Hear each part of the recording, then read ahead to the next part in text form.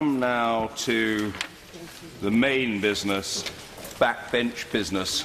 Colleagues will be aware that there are two debates to take place today. It might be for the convenience of the House to know that both are heavily subscribed, and although there is no formal limit on the opening speech, on the strength of discussion with other occupants of the chair and reflection this morning in our meeting about the business of the House for the day, I do feel it necessary to say to the House that the opening speech should be self-contained and as self-disciplined as possible. 10 minutes if possible, but certainly no more than 15. And the former Minister opening the debate is an immensely accomplished parliamentarian. And I know he can tailor his remarks accordingly, but we look forward to hearing those remarks. The first debate to be opened with the motion moved by Mr. Alistair Burt.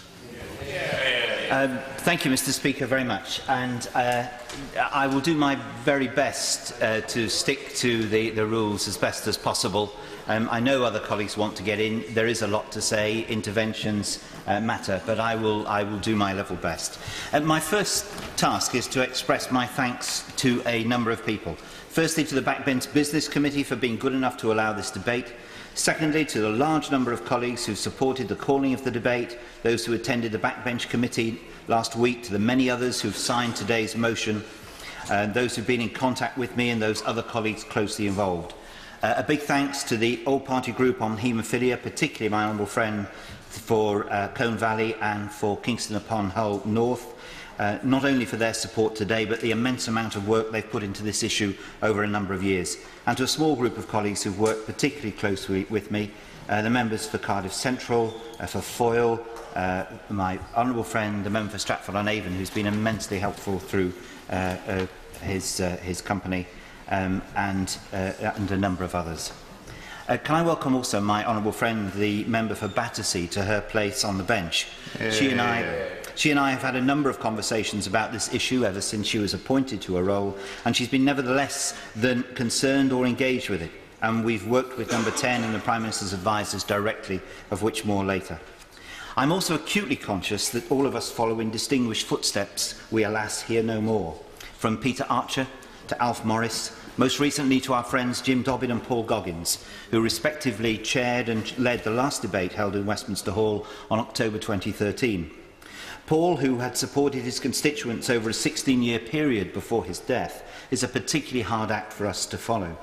In this regard, Paul's great friend, the Shadow Secretary of State for Health, is present to speak for the opposition, and that is particularly welcome and important, emphasising how personally many of us have become engaged with the issue and how it has become one in which both government and opposition feel a collective burden of responsibility for the events of the past, and I hope share a similar determination to reach a more satisfactory conclusion.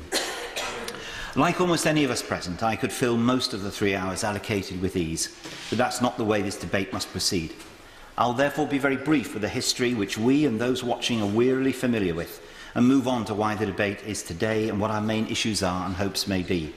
I will, where possible, illustrate with some of the words of those who've been in contact with us, as this is a debate for them and for their voices. Let me quote first of all from Lord Archer's report and his opening, just to set the scene. Throughout the 1970s and the first half of the 1980s, many in the UK who suffered from haemophilia were treated with blood and blood products which carried what came to be known as hepatitis C, and some 4,670 patients became infected. Between 1983 and the early 1990s, some 1,200 patients were infected with HIV, also through blood products. These infections had caused at least 1,757 deaths in the haemophilia community by the time this inquiry started in February 2007. And more have occurred subsequently. And those figures can, of course, Mr. Speaker, be updated for present circumstances. Lord Archer continued, by the mid-1970s it was known in medical and government circles that blood products carried a danger of infection with hepatitis, and that commercially manufactured products from the USA were particularly suspect. By the mid-1980s there were warnings of a similar situation in respect of HIV, but the products continued to be imported and used, often with tragic consequences. The reasons for the chain of decisions that led to this decision and the alternative options which might have given rise to a different outcome have been debated since that time. Yes, indeed, they have.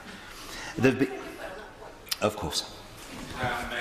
Well, this is fantastic he's brought this debate before the House, and I was pleased to support him at the Backbench Business Committee. But does he recall when we presented to the committee, they were surprised that this was still going on after such a long period of time? And I think that is the crux of today, is that now is the time.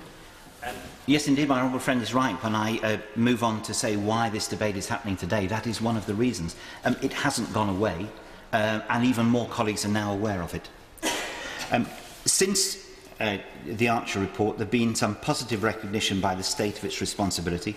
Over the years, efforts have been made for financial provision, but a complex and incomplete patchwork has been resolved. Some have been left behind, those bereaved and dependents in particular. Treatments for the severest infections have improved markedly, which in general, of course, has brought good news, but they also bring their own ironic consequences in giving longer life to those originally with no expectation of it, and not always the quality of life for which we would all hope. But efforts by the state to redeem itself have been hampered by a chronic inability to admit the past, to ensure that all the material was available for public scrutiny, to give an opportunity for a family to ask the question any one of us would need to ask: why and how has my loved one died? The evasion of a public inquiry, the loss of key papers, the slow drawing out of what paperwork there was, the failure to submit to questioning, has left a mark of suspicion that lasts to this day. Before I turn to the why now question, let me dwell a moment on the scale of this tragedy. One of the most moving speeches heard in this session of Parliament, or any other, was when Steve Rotherham, the Honourable Member for Liverpool Walton, read out unforgettably the names of the Liverpool 96. He did so to let the world know that behind the tragic statistic the 96 had become were people with names and lives and hopes. Consider this.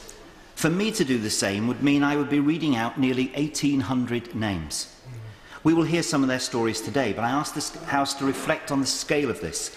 In terms of death toll, this is the 15th biggest peacetime disaster in British history, in which the Black Death at 3.5 million is the worst, but the awful Aberfan, whose name we all know, is but the 142nd, with 144 lives lost.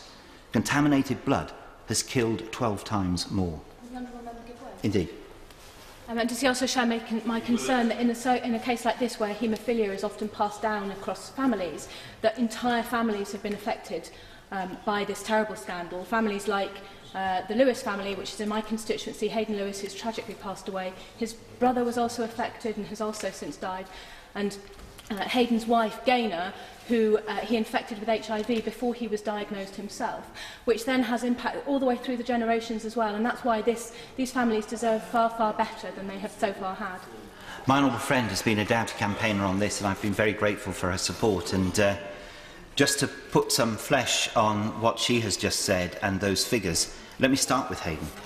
And Hayden's wife wrote to a friend of mine and said, "I would dearly like to see an end to the campaigning and put this issue to bed.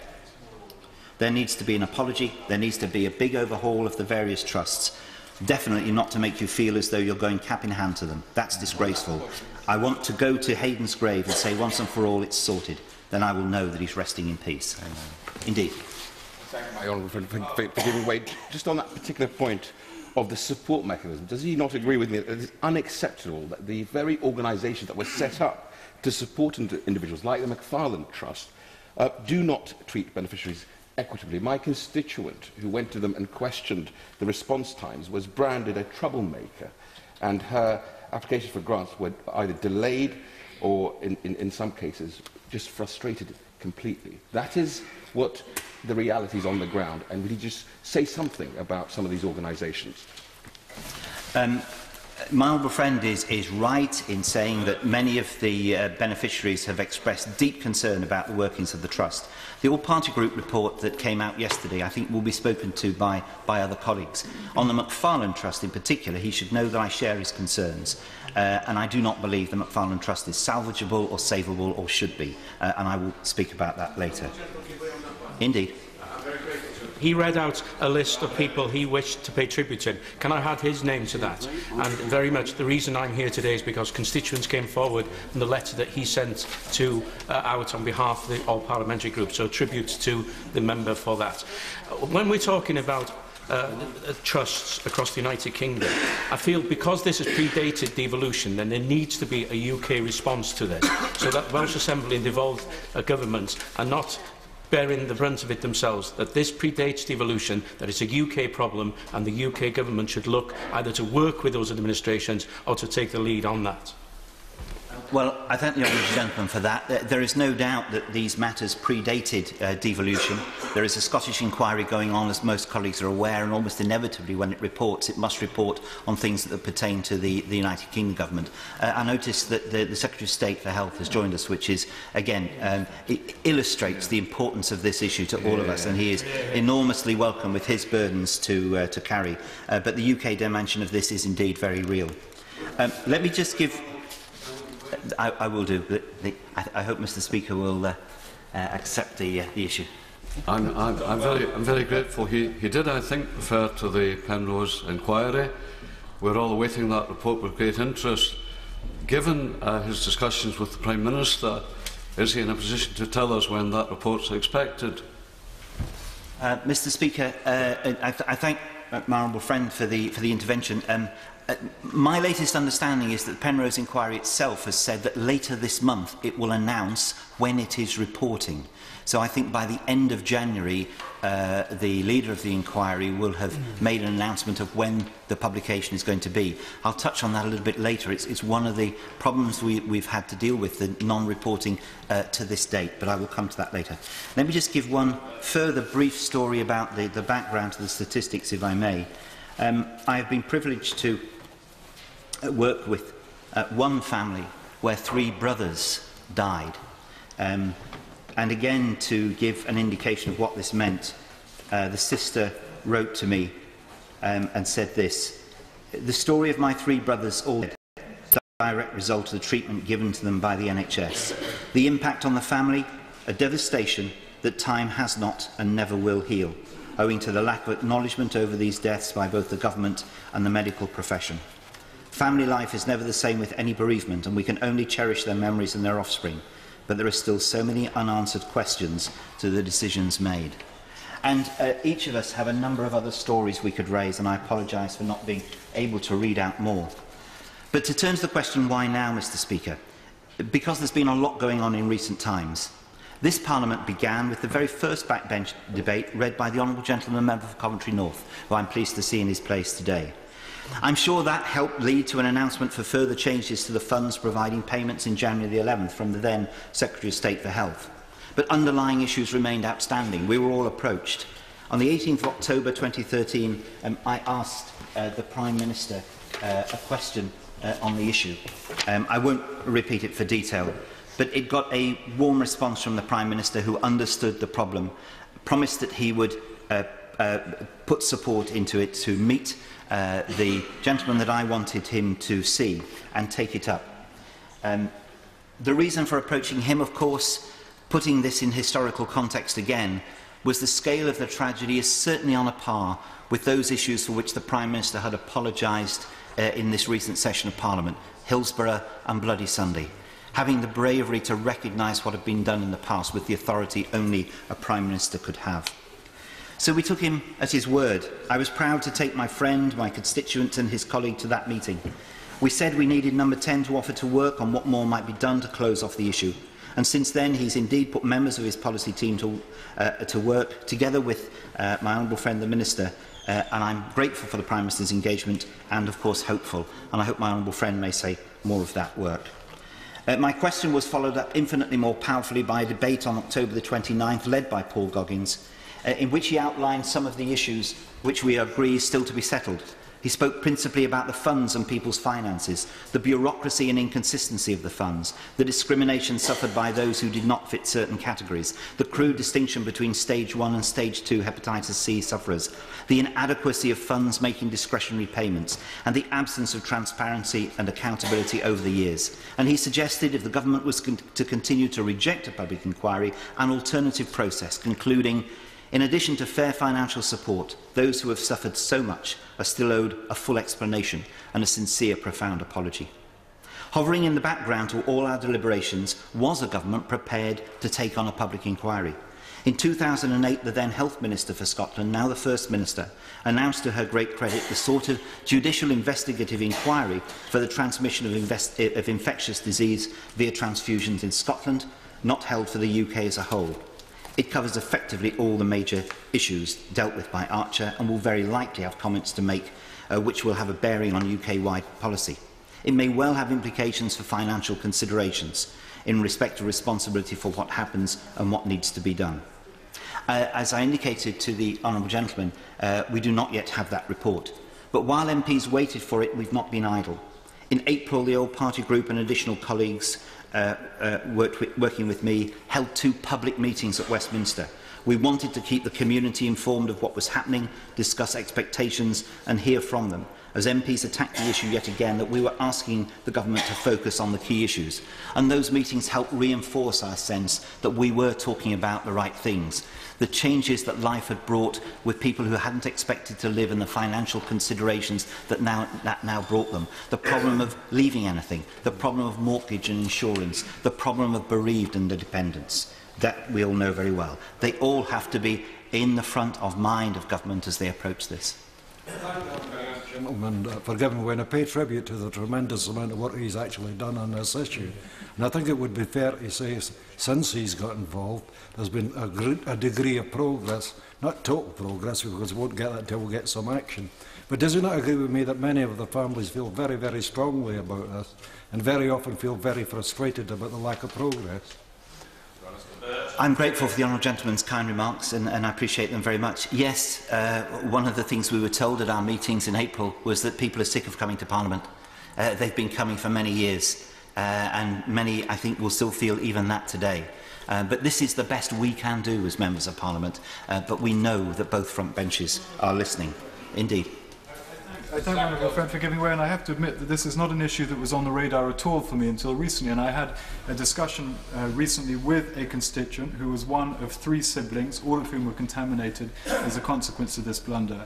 And I would just simply like to put on the record my gratitude for the work he's done and also my support for this campaign, and wish him all the best and all my support as it progresses. Again, I'm deeply grateful to my honourable friend, but actually the gratitude is to those sufferers and their beneficiaries who have made an attempt to approach MPs, sometimes for the first time. I think what perhaps we were able to do this year was bring out to more people that they did need, despite all the privacy and reservations some may have had. Some have not been able to tell families and close friends of what they've been suffering, but to be able to approach MPs, like my honourable friend, to make them aware has been a new element and another reason for bringing this debate forward. Indeed. I'm at the risk of embarrassing him by getting cross-party support here. I think he's being very modest, and in fact his intervention with the Prime Minister has indeed assisted to galvanise this issue. But given that it now looks like Penrose will not be published until late March, is there sufficient time? Is there sufficient time to get that settlement before the general election campaign and before the election takes place? And again, I'm grateful for the gentleman's kind remarks. I actually don't think so, because I think it's possible that Penrose will have such far-reaching implications. No government could really take sensible decisions on future financial considerations unless that had reported. What I'm hoping my honourable friend might be able to say from the front bench today is a little more about what might be done outside the financial considerations. I think a conclusive settlement cannot now be done. Originally, Penrose was supposed to report in March last year, which would have given time, and that was the timetable we were all hoping to work to. But needs must, and we are where we are. And I want to, if I may, but I'm conscious that this is eating into others' time. On the point that he was just making about what could be done without actually any more money being made available in the interim, does he share my concerns about the process that people have to go through to access the support that is there already, about quite how invasive and demeaning often the processes are and how much that upsets those who are already in a very difficult position to actually get what they should be getting in the first place? I thank my honourable friend for these purposes. The member for Kingston upon Hull and Colne Valley, their report covered some of this in some detail, and I'm sure she'll be speaking about some of the practical issues related to financial provision. Following the public meetings, we decided to take the opportunity to use new technology, and both the all-party group and my group of colleagues went out with surveys to as many people as we could find. I'm deeply grateful for the support given to this by YouGov and the personal support given by my honourable friend, the member for Stratford-on-Avon, whose commitment and resource allowed us to do this job. It's a measure of the impact that this was having, that the response we got, about 1,000 people responded to our surveys, which was statistically way above what's normally done by way of returning to surveys. And we are profoundly grateful to those who responded so honestly and no doubt with much pain as they went over difficult and hurtful circumstances in an effort to inform us and the government of what they'd experienced. Key findings in our survey included the wish that perhaps lump sums rather than ongoing payments might suit some sufferers better, that ongoing support for widowed partners and spouses was vital, and that some form of inquiry was still relevant to them. All our findings have been reported onto government. Then, following that, we asked more people to contact their members of Parliament, of which my honourable friend, the member for Richmond, has just spoken. The number of colleagues now involved is well into 3 figures, and the number signing our motion today can be seen on the order paper. And I have colleagues who wanted to be here and couldn't, from Central Ayrshire, from West Worcestershire, from Ipswich, from Erewash, and I could go on with their stories for some time. But I now must conclude. Mr. Speaker, 2 things before I conclude. I don't expect the Minister to deal with the possibility of further financial relief today. I accept that the delay to Penrose means that with the possibility of it reporting in such a way that would require some form of response from the UK Government, which might have financial implications, which it would be unwise to commit now and have to revise again quite soon. But I do put on record, I do not expect that a closure can be effected without some further financial provision. There will always be inevitable arguments about money. The truth is, for a government, that at any one moment there's always money and there's no money. When the banks needed bailed out, money was found.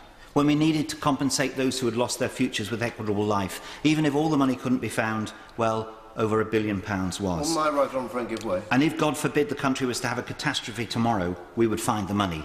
Catastrophe? Maybe 1,800 dead is a catastrophe, of course. I'm extremely grateful, and like other colleagues, I pay tribute to the work that he's done on this. I don't have any constituents who are affected, but I have served in this House along with him since 1983. And I feel this is a business which the House has not, nor have successive governments, properly resolved. And do not agree with me. But this is blood provided by the National Health Service. It is provided by the state. It is therefore the responsibility of the state to sort out the affliction that has affected these people over decades. I think my honourable friend puts it very well.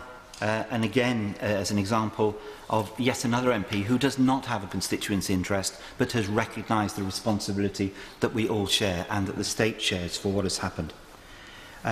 Even this morning, we saw in the newspaper, one of the newspapers, £5 billion spent by local authorities on consultants. Well, as I say, at any one time, a government has no money or it can find money. Indeed. Very grateful to the honourable gentleman for giving way. I apologise for not having been here for the beginning of his speech, but I wanted to touch on the point of payments that he's now mentioned. My constituency in Blackpool South has 4 times the national mortality rate from hepatitis C, and a number of constituents, of course not all of that acquired by contaminated blood, but a number of constituents are living with this condition, and they've written to me over the years. And the latest comments have been about, obviously, to get as fast a conclusion of this process as possible. But if I can quote very briefly from one of them, existing mechanisms have to be disbanded and replaced as quickly as possible with a new improved process of processing payments. Is that not also a short-term consideration as well as only the longer ones? I personally think it is, and I think that process will be informed by what the all-party group has spoken of, and I think they will speak today. I'm just about to turn to that in a moment. I thank the honourable gentleman for his intervention. As far as the trusts are concerned, I'm not sure I fully share the conclusions of the all-party report on one particular trust, the McFarlane Trust, as I indicated to the honourable gentleman for Stratford-on-Avon. There is very detailed work done in the all-party group report, and as I was not responsible for compiling it, I can be lavish in my praise of the effort that went in. There's a great deal of detail, a lot of hard work done by a lot of people connected with the Honourable Lady in the Honourable Gentleman's office, so I'm grateful for that. But I don't believe, on the information contained in the report and other information we have, suggests that the McFarlane Trust is savable or capable of reform. I and others have seen a copy of a letter from 2 former trustees to the Secretary of State, which is quite damning of its leadership, and one from some 68 beneficiaries, which is equally uncompromising. It would be unfair to go into more detail now. It may be that the Trust has an impossible role. I don't believe that there should be any doubt that a body set up to support beneficiaries and those who have been victims of this should be anything other than one which is on their side. Not an arm of government, nor seen to be, prepared to take on the government to argue for the funds it needs without fearing a conflict of interest. And I think the Department of Health has contributed to this by structuring too cosy a relationship, possibly in its own interests. This has to stop. Last words. To remind the House why we're here, the day we circulated the community with information about... Yes, of course. Very much for giving away. He's worked incredibly hard on this, as have the APPG. I just really want to say that I get a very strong feeling when I was at the public meeting yesterday with the survivors of this and their family, that they have just had enough, that they have a series of betrayal and disappointment by all those who are there supposedly to support them, both the trusts, the departments and the government. Does he agree with me that this is our last chance to get this right for these people that have just suffered so very much? I thank my honourable friend for her kind words and intervention. Yes, I think so. I will come to the trust invested in us in a moment, but I think the amount of effort that's been put in. But the work that's been done with both front benches, an acknowledgement that this is something that we all share, perhaps there is a chance that we will get to where we want to do. Let me finish, if I may, because Mr. Speaker has been very generous. The day we circulated the community last week with information about today's debate, I received the following email, which is addressed to all of us as MPs. Thank you for your continued persistence in this issue. I wish to continue to be informed of any developments, but I am very bitter that my husband of 21 years, who got Hep C as a child from being a haemophiliac, sadly lost his fight and passed away yesterday after years of suffering due to Hep C. He never had an apology for all the years of ill health. He was a fighter right up to the end. But it was also a fight he should never have had to deal with. And again, on behalf of my husband, my daughter and myself, thank you for your continued support. And I hope a speedy result is had for those who still continue to struggle with the physical and mental stress the situation has caused. And finally, from a friend who was told that as a child he had HIV and Hep C and a life expectancy of 4 years if he was lucky. He says, I find each and every day is like being on death row for a crime I didn't commit. I long for the day that I can wake up in the morning and not have to fight the government for the right to have a better life. Imagine what it's like to believe for years that what we've been given was an accident. The medical staff constantly told us it was an unavoidable accident, only for us to learn the truth for ourselves. Where did my human rights go as a 12-year-old? And why do I still not have any? When you're stripped of your pride, your dignity, your finances, your job, career, your health, your future, what do you have left? Your spirit and your fight, that's what. Which is why we will be sitting here on Thursday, and we will keep coming back until justice is done or the last one of us dies. Mr. Speaker, as MPs, we have been privileged to be given the deepest, most personal details of themselves and loved ones.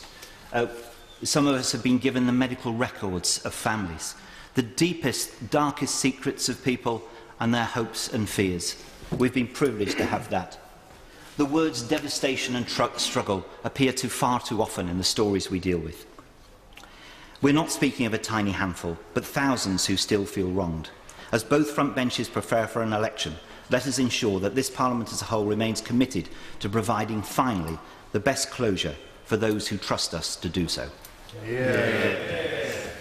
Order. The question is as on the order paper. In order to try to accommodate everyone who wishes to contribute to this important debate, I have thought it necessary to impose with immediate effect a 7-minute limit on backbench speeches. Such limit may have to be reviewed, and probably downwards, in the course of the debate. Diana Johnson. Mr Speaker. And can I start by thanking the Right Honourable Member for North East Bedfordshire for securing this debate and for all his incredibly hard work over the past year or so in championing this cause. And I'd also like to thank him for the very kind remarks he made about the late Paul Goggins, the late Jim Dobbins and the late Lord Morris. Now, I co-chair the APPG on haemophilia and contaminated blood, along with the Honourable Member for Colne Valley. And it has been a privilege, actually, to be involved in the work putting together this report. And I think I speak for both of us when I say that many of the contributions that were made from the nearly 1,000 people who gave evidence to the APPG were at times very harrowing and also very, very moving. And this report would simply not have been possible without those submissions, and they're quoted often throughout the substantive report. They highlight in vivid detail how the current system of support is not fit for purpose. Our report is clear there needs to be dramatic change to the level of support people get and the way it's managed before we can even hope to achieve closure for these people. Needless to say, my biggest thanks therefore go out to the whole community of people who've been affected by this tragedy. But in addition, I do want to thank YouGov and the Honourable Member for Stratford-upon-Avon for their generous assistance in putting the survey together, the Haemophilia Society, who are the Secretariat to the APPG, and in particular their Chief Executive Liz Carroll. The inquiry could not have been conducted and our report could not have been produced or printed without their help. Fiona McAndrew and Thomas Stevens, who both worked so hard to put this report together. And I just wanted to say I am very pleased indeed today to see my right honourable friend, the member for Leon, on the front bench for Labour, and the Secretary of State for Health here, along with his minister, who I know has direct responsibility for this area. I just want to highlight two things in the comments that I want to make. First of all, I want to clarify an issue which has been raised with me about a number of people infected with hepatitis C. Since our inquiry has concluded, a number of people have got in touch with us about the figures. The figure which is quoted at the beginning of our report about the number of people who were infected with the virus. We state that historically it's estimated that over 30,000 people were infected when with this virus during the relevant period. Now, the figure was quoted in the government's 2011 review of the support for those affected. Figures on the numbers with haemophilia who are affected derive from the United Kingdom Haemophilia Centre Doctors Organisation, and those for the number of people without bleeding disorders who are affected are estimates from an academic study. And I'd like to make it very clear that no support package would extend to anywhere near that number. This is because many of those originally infected have unfortunately and sadly died. Some would have cleared hepatitis C at the acute stage, and some, especially those infected through a blood transfusion, will find it very difficult to link their hepatitis C infection with a single period of NHS treatment, and so in practice could never qualify for help. And it would be a shame if any government were to use this figure as a basis to argue that it would be too costly to expand support. In practice, trust-based assistance would only cover a much smaller number of people, less than 6,000, and any consideration about the cost of extending the support package should take this into account.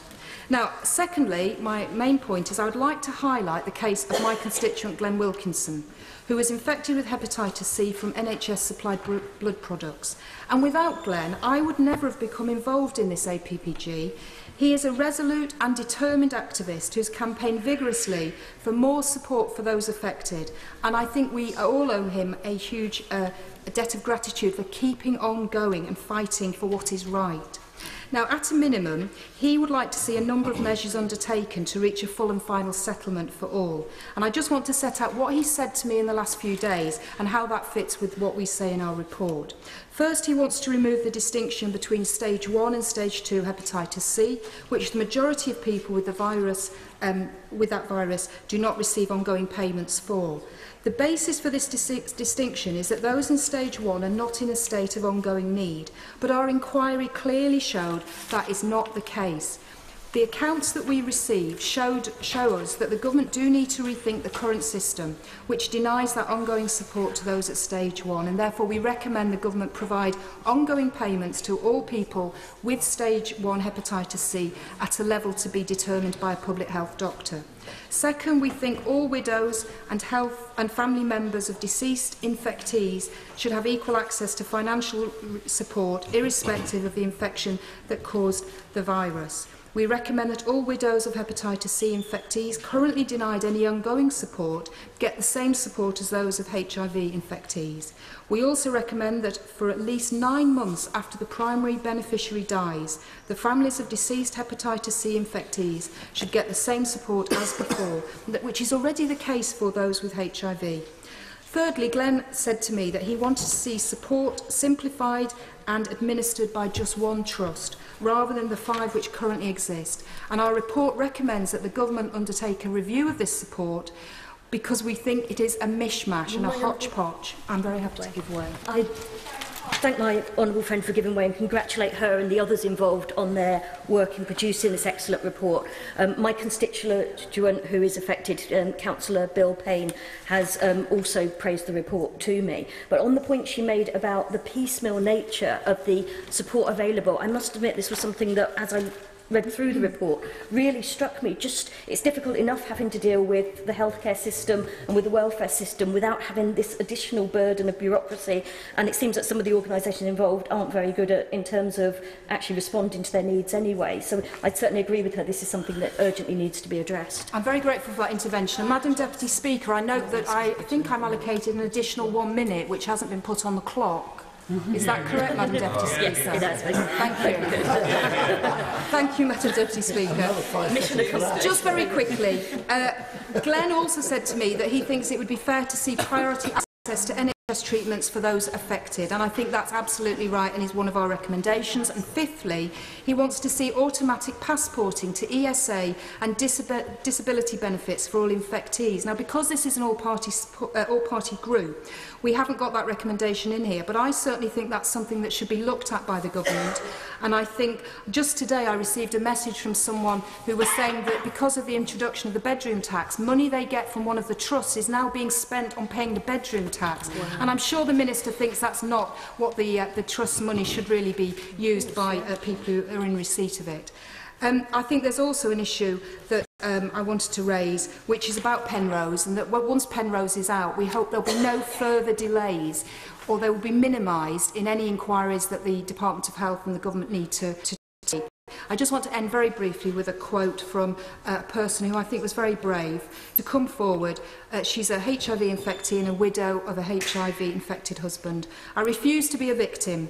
Despite everything, I cherish my life and count my blessings. I have faith that this will end soon, and maybe then my talents, intelligence, spirit, sense of justice, experience and energies can be better directed at contributing to and being part of a better society. I pray for the day when this trust is out of my life. I do not think that is much to ask." Jason McCartney. Thank you, Madam Deputy Speaker. As one of the co-sponsors of this debate, I'd like to thank the Backbench Business Committee for scheduling this important debate. And I'd also like to thank the Health Secretary of State and the Shadow Health Secretary for their attendance in the Chamber, which shows the significance and the importance of this issue. One of my first speeches, Madam Deputy Speaker, as a Member of Parliament for Colne Valley came on the 14th of October 2010 in a Backbench Business Committee debate on the subject of contaminated blood.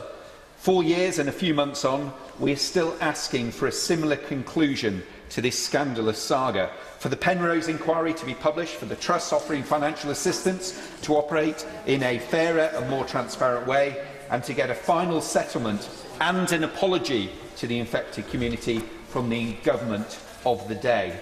In 2010, 1,800 of the 4,800 people infected with hepatitis C had died, and of the 1,243 people who had contracted HIV, only 345 remained at that time. Today, the number for survivors has fallen even further, and with each month of delay, more of the infected community will not live to see any closure to this scandal. The date for the publication for the Penrose report is due to be announced shortly, And as the report covers pre-devolution Scotland's NHS treatment, the report will have implications across the United Kingdom upon its publication, and I implore the Government to respond positively to its findings. In addition, my right honourable friend for North East Bedfordshire has been working tirelessly with Number 10 on behalf of the affected constituents to try and get final settlement. I would like to praise my right honourable friend for this work, and as the motion suggests, I praise and welcome the Prime Minister's commitment to look into this situation, which for too long has been ignored by administrations. Now, as Penrose is imminent and discussions on a final settlement are underway, the all-party group for haemophilia and contaminated blood, of which I am co-chair with the Honourable Member for Hull North, set up a survey with the infected community to ask how they felt about the current financial arrangements organised through the Skipton Fund, the McFarland and Eileen Trust and the Caxton Foundation. The survey received 961 responses, the majority of whom were unhappy with the current arrangements. I too would like to thank Tom Stevens, my honourable friend for Stratford-upon-Avon for his cooperation, and of course Liz and the help with the Haemophilia Society for their help with compiling this important report. Madam Deputy Speaker, it's the human stories from the infected community that are the most poignant.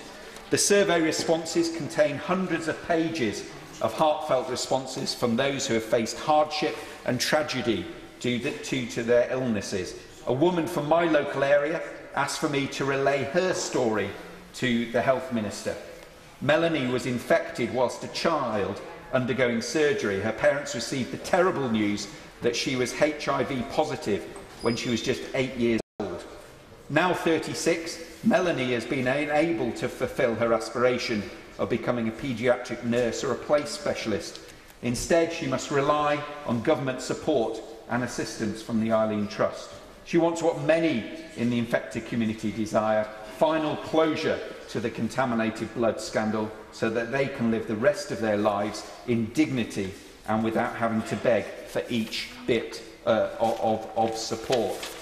And it's her and others I'm thinking of today. Another constituent who wished to remain anonymous described the 30 years of hopelessness, pain and medication which followed his infection with HIV, hepatitis B and C, along with blood containing variant CJD when he was just 12 years old.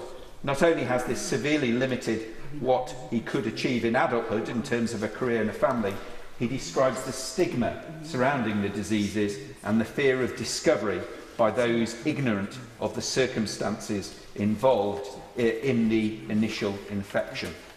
The all-party report from the survey makes a number of recommendations to improve conditions, and I really hope the Health Minister will respond positively to those recommendations so that we can move forward on those side of things, which is really, really important. And finally, while this administration has been open to improving the situation for those infected with contaminated blood, what the community, what those people who have been infected really need is a final solution. The Prime Minister has shown great courage and great strength in apologising to the victims of Hillsborough and Bloody Sunday, but he could also now take the lead on this and apologise on behalf of the nation to those that were infected by contaminated blood. With the work of other backbench members, the publication of this all-party group report, and with Penrose imminent, there will be no better time for the Government to commit to improving the conditions of those infected. We have waited long enough, Madam Deputy Speaker. Order. Before I call any more speakers, it may not have escaped members' notice that there is a problem with the clocks in terms of each member's allotted time this afternoon. Can I reassure members that I will also be timing to make sure that they do get the correct amount, that they're not shortchanged in their speech? I appreciate 7 minutes is a short period of time. So if the clock indicates that you don't have any more time, I would advise you to keep talking until I ask you to resume your seats. I entirely understand that is not something that normally happens, but I want to be fair to every member, and hopefully the fault will be correct.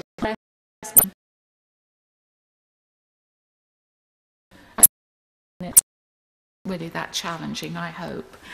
The next speaker is Jessica Moore. Thank you, Speaker. And I went to the launch of the report by the all-party group yesterday, and on behalf of my constituents who are affected by this, can I also say a very big thank you to those honourable former honourable members who have pursued this over the years and in terms of getting the report, and particularly, obviously, to my honourable friend, the member for Hull North, and the honourable member for Colne Valley. And it's really hard to believe that after all these years, this is the first ever survey of those affected by this scandalous tragedy. And I also wholeheartedly support the efforts of the Right Honourable Member, the member for North East Bedfordshire, in securing this debate and all the work he's done. And even though Penrose has been delayed, we cannot delay in talking about this. It's taken far, far too long already. And with that in mind, I support the recommendations of the report, which deal with the experiences that I know constituents like Lynn Ashcroft have had. I spoke to her last night on the phone, and she'd been reading the report, and she said it was very comprehensive and moving. Lynn's late husband, Dim Dumbleton, was a haemophiliac. Bill was one of the first haemophiliacs to treat himself at home with cryoprecipitate. He contracted HIV and Hep C from the blood he was given and lost his job with BT in the 1980s. Lynn said this was after telling the Occupational Health Department about his HIV status. Bill sadly died at 49 and Lynn was widowed at 35. Bill had no life cover. As Lynn explained, this was because of his haemophilia, and she said no one would insure people like him. And as well as having to come to terms with the loss of her beloved husband, Lynn was also left with the mortgage and other financial challenges. Lynn did get money through the Skipton Fund, although she feels she had to jump through many hoops to get there. It took her 2 years to get through stage 1, during which vital medical records were lost. In her words, the Skipton Fund process was brutal. Several appeals at 3 to 4 monthly intervals over 2 years made her grieve all over again, and took a huge toll on her personally. As Lynn said, the government can't bring back the dead or restore their health. However, they can award a financial package which will ensure that survivors and their family are financially secure for life. In her words, she wants to see no more charities, no more funds, no more begging. Lynn's been helping other widows get her through this overly complicated system, and I hope because of this report the government will act on these recommendations. Bill died in the same year as Colin Smith, and Colin's parents, Janet and Colin, live in my constituency. And Colin's tragic story is on the Tainted Blood website, as is Bill's, and the story of his extremely short life just illustrates, I feel, the reason why we need this long overdue public apology. Colin went into hospital at 8 months of age for a minor ear condition, and as a haemophiliac he received Factor 8, which, following the Freedom of Information Act, the family learnt came from a batch from Arkansas prison. He spent his short life fighting illness. He died aged 7 of AIDS and hepatitis C, and the family didn't even know he had hepatitis C until 3 years after his death. It was kept a secret. So much of this was hidden, and it was a real battle to discover that. And on behalf of the family, can I say they were angry that there was never an inquiry and that the full findings of Archer were not accepted. They passionately believe that more should be done to help those still living with the consequences of what Lord Winston described as the worst treatment disaster in the NHS. They have taken comfort in the friends they've met through the Tainted Blood campaign, but say they've not felt strong enough to attend the constant funerals as their friends pass away. The Smith family and others need and deserve some kind of closure. 2 days ago, it was the 25th anniversary since Colin's death, and this was the tribute on the Tainted Blood Facebook page. Today marks the 25th anniversary of the death of Colin Smith. He was a haemophiliac, but despite that lived a normal, fun-filled life along with his 2 brothers and his mum and dad. Then, in the middle of the AIDS crisis, he was given a non-emergency operation during which he was given a batch of blood product. Colin died of AIDS aged 7 in Janet's arms, weighing around the same as a baby. His family have never recovered from it and never will. Please, as you read the APPG report and as you watch this debate, remember Colin and all those like him who can't be here with us. Remember all those who might not see the end of the year. Thousands of people like Colin simply didn't make it this far. He never had the chance to join the Cubs, play football for his school, have a girlfriend, go travelling or get married. Instead, his short life was filled with hospitals, doctors and illness. He was just a little boy, but a very special one, who we at Tainted Blood always keep in mind as we campaign. So to finish, while long overdue, it is time for a public apology and a final settlement, and anything left will just continue to hurt those innocent victims and their families who, through absolutely no fault of their own, have had their lives torn apart by this national scandal. Sir Oliver Hind. Madam Deputy Speaker, can I start by saying that I thought the Honourable Lady for Newport East explained the tragedy of this extremely well, and I join her in that. I first became aware of this issue in the 2000s when I was a member of the all-party group on hepatitis C. I'd like to pay tribute to the work that Jim Dobbin, whose memorial service was yesterday, did. He was a great campaigner on a number of health issues and will be sadly missed. I'd like to congratulate my right honourable friend for North East Beds, who's done a wonderful job in securing the debate and in working so hard on this issue. And a constituent of mine recently told me that attending a meeting chaired by him in the House had left her more reassured than ever that he and the group of MPs would eventually obtain a decent settlement for all victims and their families. I have a very old friend who has haemophilia. He's kept me informed of this issue over many years and is not very well these days.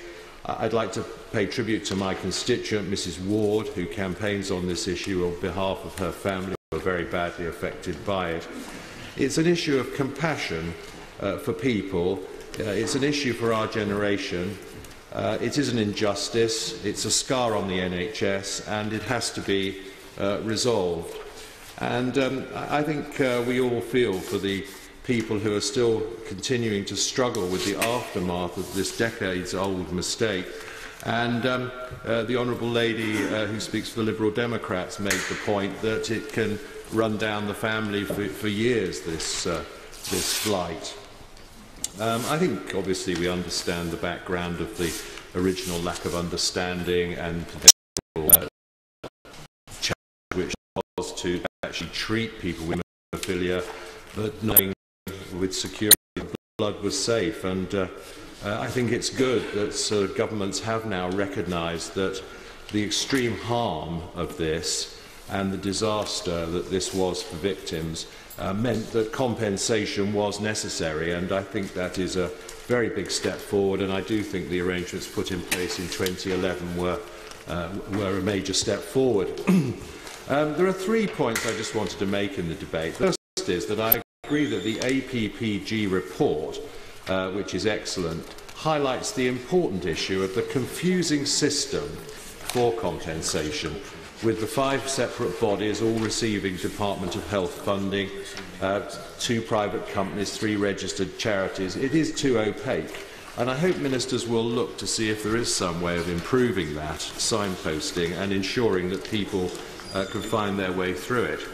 The second is that even if one understands that the funding to which one is entitled, the process of claiming is difficult, confusing, onerous, and all too often ends up... Yes, I will. And will he agree that the people need to be given help? You know, because the process is so difficult, complex, they need to be helped through that process to ensure they actually get the outcome that they deserve. Yes, I do agree with that. And I think some of these problems with lost records, as the honourable gentleman will know, that there are people who did undergo treatment for hepatitis C, but somehow the NHS has lost their records, and that affects their applications. And some way must be found, as he says, to support people in this rather complex process. And the final issue I wanted to raise was that there are, one of my constituents tells me, new treatments for curing genotype 1 hepatitis C that have been approved, but access is still only available on compassionate grounds. and apparently that currently excludes this particular constituent of mine. And she describes it as a painful irony that the problems that led to the NHS providing contaminated blood in the first place are now denying a survivor the appropriate treatment. And so I do hope the Minister can look into this case, so that it isn't just a case of having to seek and prove compassionate grounds and so on. It's dealt with as an entitlement. Madam Speaker, the tragedy of this period is deeply upsetting, and we must step up to tackle its legacy. The Penrose inquiry is expected to report soon, and its findings will, I'm sure, be considered carefully by government. We're all pleased that these steps are being taken and that there has been progress, but this has not yet led to closure, and it is necessary for the survivors and their families to have the support and dignity that they deserve. And it's really incumbent on our generation to sort this out, and this is the place to do it. Graham Morris. Thank you, Madam Deputy Speaker. And can I say from the outset how pleased I am that the Right Honourable Member for North East Bedfordshire has secured debate on an issue which has had profound and devastating consequences on the lives of at least 2 of my constituents, and indeed thousands of individuals and families across the country. I hope through my contribution today I will be able to give a voice to my constituents that have been affected by contaminated blood and who up until now have had no answers to what is considered to be one of the worst tragedies in modern healthcare. The experiences of my constituents echo many of the findings in the APPG report, particularly in terms of the inadequacy of the support available and difficulties encountered when applying for entitlements from the Skipton Fund. And I want to take this opportunity to praise the work of the All-Party Parliamentary Group for Haemophilia and Contaminated Blood. Madam Deputy Speaker, I was deeply saddened to hear of the plight of 2 of my constituents who received contaminated blood during the 1980s. I'll give way, thank you. I'm very grateful to my honourable friend. He will recall that some of us who for many years have sought to get legislation through this House but haven't yet achieved it, feel that whoever wins the next election should make sure that time is available. And would he agree with that objective? Yes, I would certainly concur with the comments from my honourable friend, and certainly commend him for the work he's done in this field as well. I was referring to my constituent, Mr Billy Cannon of West Calder, Madam Deputy Speaker, who suffered from a burst ulcer in 1986, which meant he required 2 blood transfusions. Mr Cannon was fine after the operation and recovered. However, it was not until August 2010, some 24 years later, when he was diagnosed with advanced liver cancer, that he discovered he had hepatitis C. Sadly, after a brave battle, Billy Cannon, aged 57, passed away in February 2013. Madam Deputy Speaker, the loss of Billy understandably has been devastating for the Cannon family, and I wish to take this opportunity to pass my sincere condolences to Linda, Billy's wife, who has shown great courage in the face of a very difficult set of circumstances. And it is the circumstances around Mr Cannon's death that are so hard to accept, because there have been no answers, no apology and no acknowledgement that mistakes were made which led to his untimely death. His wife recognises that apportioning blame will not bring back her beloved husband. Nevertheless, the death of Billy has had such profound consequences to many different aspects of her life and leaves so many questions unanswered. Like Billy Cannon, my other constituent, Vera Gaskin of Livingston, also contracted hepatitis C from contaminated blood. Madam Deputy Speaker, you may recall that I raised her circumstances with the Prime Minister in the House a few years back. Mrs Gaskin received a blood transfusion during her treatment for cancer in 1985. Fortunately, Vera recovered from the cancer. However, later in 1996, when she began to feel unwell, it was revealed that she too had hepatitis C.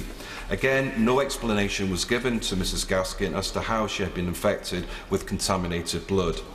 Madam Deputy Speaker, what is evident in the case of both my constituents is the lack of information on the circumstances surrounding the passing of hepatitis C through contaminated blood. It is for this very reason that it is important important that there is a review of the events and decisions that led to the tragedy. Luckily, Mrs Gaskin was in the early stages of the virus when she was first diagnosed and could therefore receive treatment. Nevertheless, living with Hep C has been particularly difficult for her and has impacted on all aspects of her life and that of her husband and family. The stigma alone of having Hep C has been mentally draining for Mrs Gaskin, and her quality of life has been greatly reduced. The Hep C denied her many opportunities and brought many difficulties. Madam Deputy Speaker, what makes Mrs Gaskin's story even more upsetting is that she has not only had to come to terms with the devastation of a diagnosis, but has also had to deal with the inadequate support system, further adding to her distress. Her view of the skip fund set up to help those affected by the tragedy is that, and I quote, "It is not fit for purpose, does not serve the victim and is causing more harm than good." I believe that this speaks volumes about the effectiveness of the support arrangement put in place following the tragedy. While I recognise that there have been some improvements made to the support and compensation available to those affected, it is clear that there are still changes required in two areas. Firstly, in the criteria used to determine entitlement for payment from the Skipton Fund, and secondly, in the amount of financial support available. Despite having the medical proof that she had cirrhosis, the medical criteria required in order to receive further compensation, Mrs Gaskin was denied her Stage 2 payment from the Skipton Fund. And she is not alone in encountering such difficulties. The APPG report revealed that 16% of all claims considered by Skipton have been deferred or rejected, and many on the basis of insufficient proof. It was not until after a year-long battle that Mrs Gaskin's application to receive her second stage payment was approved. What is evident from my constituents' experience is that the criteria used by the Skipton Fund is too strict and only makes it more difficult for victims to receive funds that they are perfectly entitled to. In response, I would urge the Government to take action to improve the system of allocating funds and review the criteria, making it easier for those affected to provide proof. The second issue, which is of importance in the discussion of the support arrangements, is the amount of compensation available. Whilst no money will be able to take away the pain that those affected continue to experience on a daily basis, it is clear that the amount of compensation available is simply not enough. Many individuals living with Hep C continue to experience hardship and financial difficulties despite the existence of government-established funds, which is why I would urge the Government to reconsider the amount available with a view to increasing it so that individuals can maintain a good quality of life. By way of conclusion, I'm sure all members here today will agree that what my constituents and others across the country have went through is tragic and cannot be undone. With that said, I am hopeful that a positive outcome can be reached in terms of a review of the circumstances and the support arrangements available for the sake of those who are sadly no longer with us and for the sake of those who continue to suffer. Madam Deputy Speaker, the APPG report makes some very important recommendations, and I hope that the Government will respond to these carefully and positively. I strongly support the recommendations of the report, and in particular the calls for a public apology from the Prime Minister on behalf of successive governments. I hope that following this debate, and most importantly following the publication of the Penrose inquiry, that in future some form of justice will be delivered for each and every individual and family across the country who continue to deal with the consequences of this awful tragedy. Thank you. Chloe Smith. Thank you very much indeed, Madam Deputy Speaker. I've attended today's debate for three reasons. The first is that I know of two constituents who have suffered from the contaminated blood scandal. The second is that I think the Backbench Business Committee in particular is doing good by returning to the subject of one of its very earliest debates in 2010, and we could take this as a test of what kind of progress can and should be made during a Parliament. And most seriously, because I share the view of many around the Chamber that this issue is a national disgrace and a national tragedy. The victims of it have suffered long enough. I endorse the calls in the comprehensive inquiry by the APPG, for which I thank the various members who have contributed to it. And I also endorse their view that the inquiry is necessary to establish culpability. I would like to use the time to tell the story of my constituents, and much of what I will say will be in direct quotations from them. They've asked me to speak for them, to attend this debate and support their interests. And one of them in particular has thanked me for such support because, she says, "You have no idea how importantly we, in this contaminated blood community, who are very sick and ill, hold them." She also makes sure that we know that they are ill and exhausted and do not want to be constantly fighting and campaigning. Anne had an operation in 1974 that required 3 pints of blood. She knew by 2001 that she had been infected with hepatitis C. She is now a stage 2 Skipton Fund recipient. She has suffered decompensated hepatitis C cirrhosis, end-stage liver disease, cancer, osteoporosis with weak teeth and a compression fracture of the spine, portal hypertension and esophageal bleeding, for which, she says, the procedures had recently are no cure. They simply stop the likelihood of my bleeding to death from the mouth and will return. She has splenomegaly, where her spleen is twice the size it should be, and in her words, eats platelets, red blood cells and immune-giving chemicals. She has extreme fatigue. She has often described the inability to be doing anything more than be in bed all day, which is very hard when your treating hospital is several hours' travel away. She has had 4 rounds of interferon injections, a drug which she says is like chemo, and pills which kill all your cells, good and bad. She's most recently had a liver transplant. Her number 1 on the list to get the transplant, number 2 not surviving the 10-hour operation, rejecting the new liver.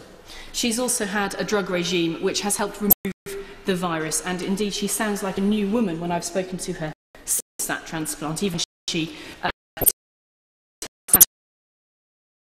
hepatitis C has got. Anne has been very concerned about funeral payments so that her family needn't worry. She's explained the daily humiliation of waiting till last in a doctor's or dentist's surgery because it's infectious, and she says being treated like a leper. She also describes the stigma of cirrhosis and a disease associated with drugs. She would like priority support for survivors, although the majority will already be dead. In particular, access to liver transplants and new drugs. She would like a national strategy for GPs to understand better the complexity of hepatitis C infection. And she would also like better advocacy because so many are not in a position to speak well for themselves. Yes. I'm very grateful. I hope she'll allow me just to say that the point that was put to me is how infuriating and occasionally humiliating it is where someone who meets a new clinician has to go through their whole life history, explain they don't drink too much and all the rest. Some way of flagging up that people need not be asked the ordinary clerking questions when it's perfectly plain what conditions the person. I very much thank my honourable friend for that point, because she's going to come on to say, and indeed, Anne has told me of the problems she has faced, not only with that, but also with getting a better processing centre to understand how the Skipton Fund works, and the fact that she and others like her are fatally ill. And she would also like to see passporting of prescriptions, which I think is a further connected point to what my honourable friend has just said. A second constituent of mine, Madam Deputy Speaker, is haemophiliac, was infected with hepatitis C in 1978 from an operation on arthritis. He realised the result in the 1990s. I'm very sorry to say that he had been part of Skipton Stage 1 until last year, when he was then diagnosed with cirrhosis of the liver, the thing he had feared for many years. He too has been treated with interferon, he says a truly awful drug, and is hoping for a new generation of drugs in a couple of years. He has lived in fear of his disease worsening and of passing it on inadvertently to his wife and children. At first he was told, he tells me, not to worry because hep C was like flu. And later they said that was wrong and it would probably kill him one day unless something else got there first. And he told me it's funny, as how you clock on a bit, you get told you don't need to worry as something else will kill you first. One does begin to fear this thing that's going to get you first. He's been angered by the distinction drawn between stages 1 and 2 of hepatitis C in the lingo of the funds. I think the APPG's report backs that view, and indeed my other constituent agrees with the sense that, of course, many sufferers very sadly progress from stage 1 to stage 2. My second constituent would like 3 things. He would like a full judicial inquiry. He would like improved administration by the Skipton Fund, and he would like better compensation which he believes to be poor for the death and suffering caused, compared to payments that other victims of other tragedies have received. He is hugely cynical that any government will do something about this hidden scandal, which, as he calmly says, is a great pity for an awful lot of people. My own views, Madam Deputy Speaker, I think that the APPG's report in particular is a very strong piece of work which holds many sensible recommendations, and I would back those. As I say, I would back the holding of a public inquiry, as this is one of the last great remaining scandals for which culpability ought to be clear and acknowledged and apologised for. I back the motion, of course, in front of us today, and I also pay tribute to my right honourable friend for North East Bedfordshire and all of those others who have made today possible. I would add one comparison which I draw from my constituent Anne's comments, and this speaks to what my honourable friend challenged me upon during my remarks. Added during my remarks. We honour our military with a covenant for the sacrifices which they make for us facing danger and injury and death. We give our respect and our support and our fair treatment. We acknowledge moral obligation, and indeed this government ought to be congratulated, of course, for aiming to make sure of no disadvantage suffered in gaining public services, and the government acknowledges in some cases that can be a case for special treatment. In no way do I try to cheapen either situation there, either the need for a military covenant nor the need that we are speaking about today. But it is clear to me, as a constituency MP, that my constituent Anne seeks much the same as what I have tried to help veterans with: getting their doctors to act on the wider effects of their illness, getting the benefit system to see what they are suffering from, and getting public services in general to join the dots of what they know. I know it's a controversy in the military covenant to emphasise preferential treatment, but in the case of Anne, who was wanted drugs and a new liver against the might of the NICE guidelines when her appalling and sapping illness was of no fault of her own, I think she too, and many like her, should receive respect, support and fair treatment. I see a moral obligation and every moral argument for doing as she asks. Perhaps the government might consider a covenant for contaminated blood. George Howarth. Madam Deputy Speaker, I'd like to begin by congratulating the Right Honourable Member for North East Bedfordshire in the typically thoughtful and sensitive way he introduced this subject, and we're all, I think, grateful for the way he's framed this debate. I'd also like to thank the all-party group, I'll name my honourable friend for Hull North, for the important work they've done and the report that they produced, which I see as a very important way forward. Madam Deputy Speaker, once in every generation there are probably a handful of issues that arise that I would like to refer to as debts of honour. The Right Honourable Gentleman mentioned Hillsborough.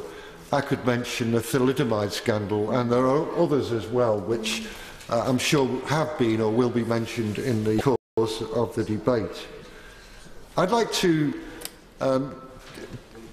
use two examples from constituents of my own, which I think highlight why this is a debt of honour that needs to be addressed.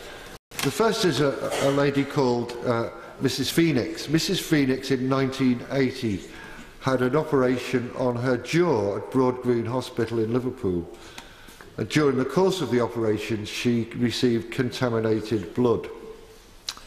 In 1995, 15 years later, she was diagnosed with hepatitis C, after which she began a course of interferon, which lasted approximately for a year.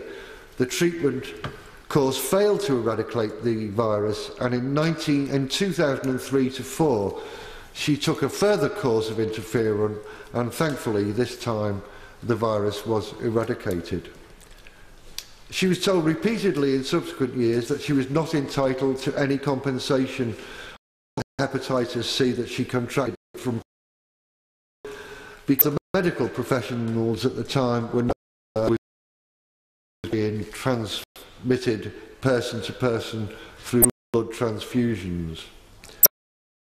In 2011, through a solicitor, Mrs. Phoenix was told about the Skipton Fund. When she tried to complete the relevant forms to make a claim to the scheme, she was the detail of the NHS had gone missing, a not unfamiliar story. He was able to carry out necessary research, appeal against that decision, and her appeal was successful. What she has asked me to say is this, and I quote: "As far back as the 1950s, some United States doctors were raising concerns about paid donations from so-called Skid Row donors. I feel health officials here cannot cloud the issue by claiming ignorance of risks buying in blood from the USA. Personally, I do not want to rely on charity. I don't want tweaks in the current system. I would like a full and final settlement.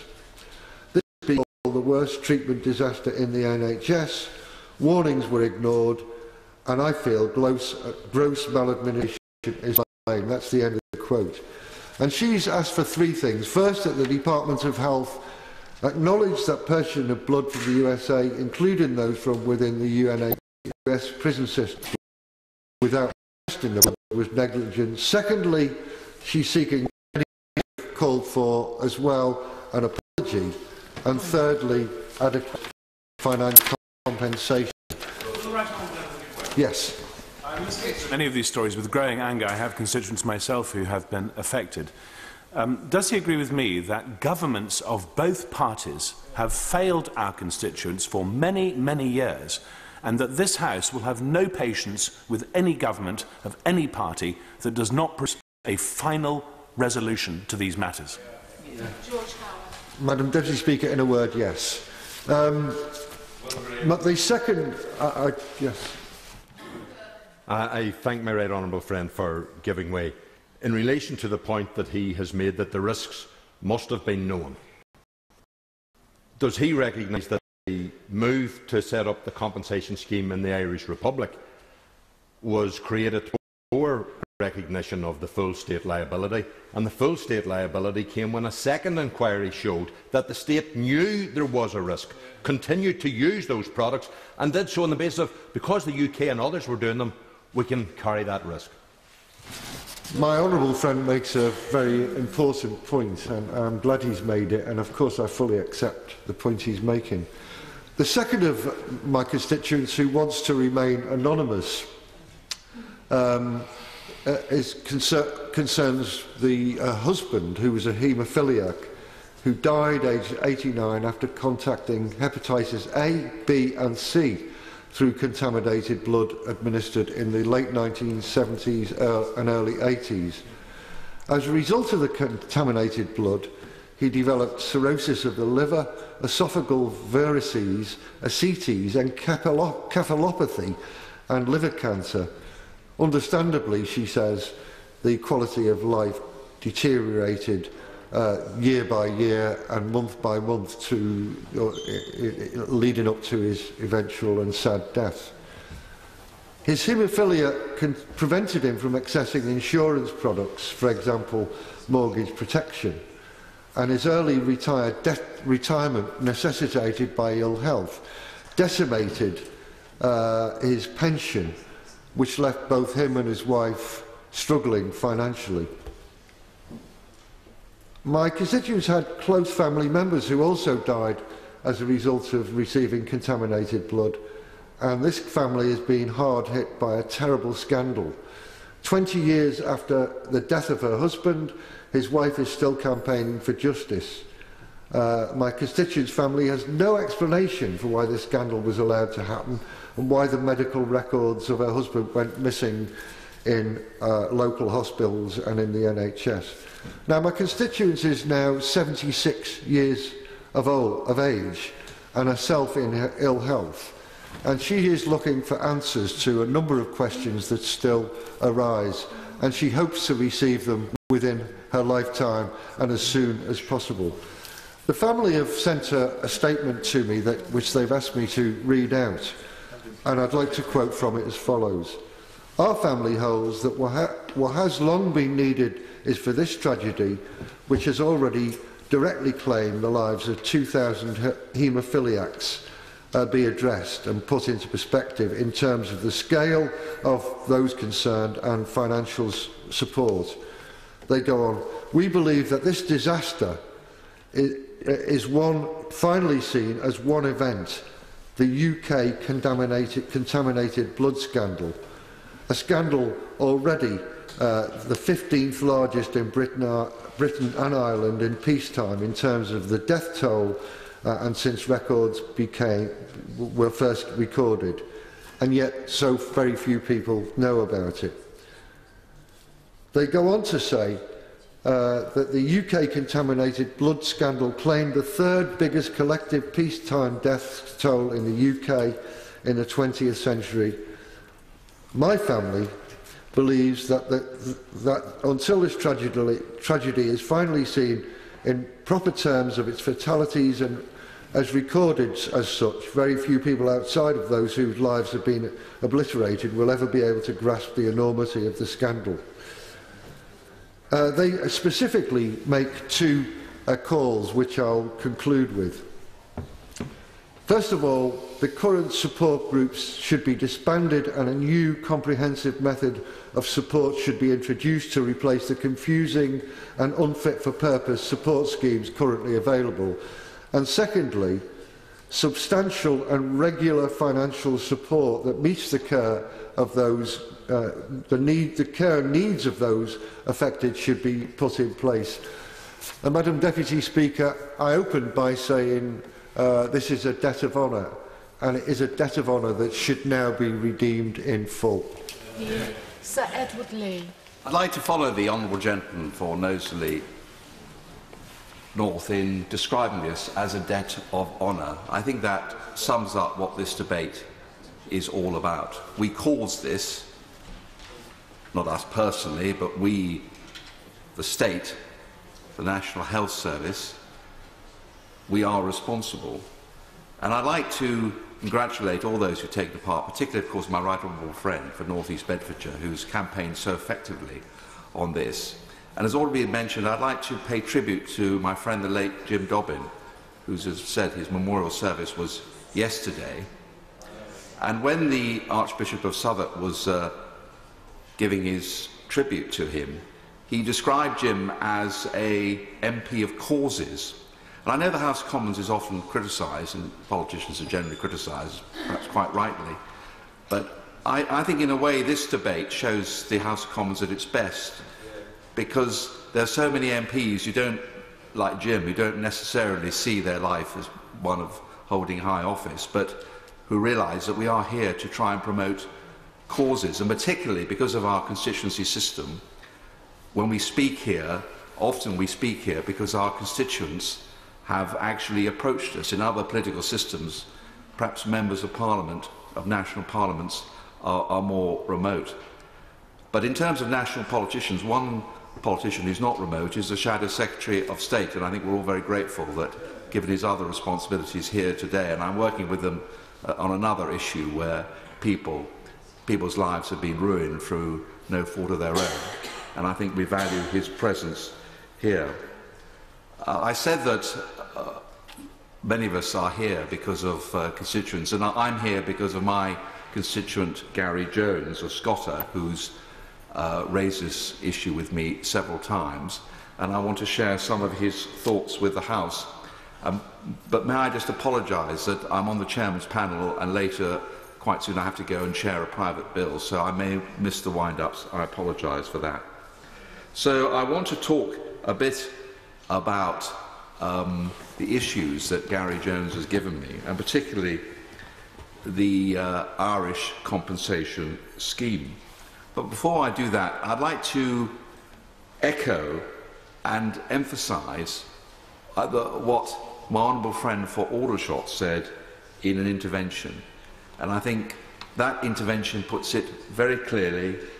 I've already said it once, I'll say it again, it's going to be said several times through this debate, that let right be done. We cause this, we have to put it right.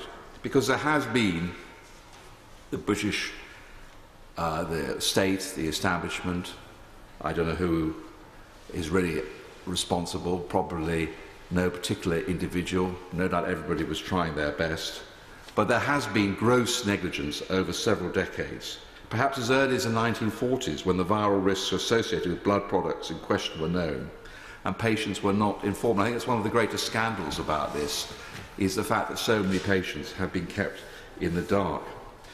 So screening of blood... Yes, of course. I'm very grateful for Honourable Friend giving way. He mentioned about this being an example of gross negligence by the state.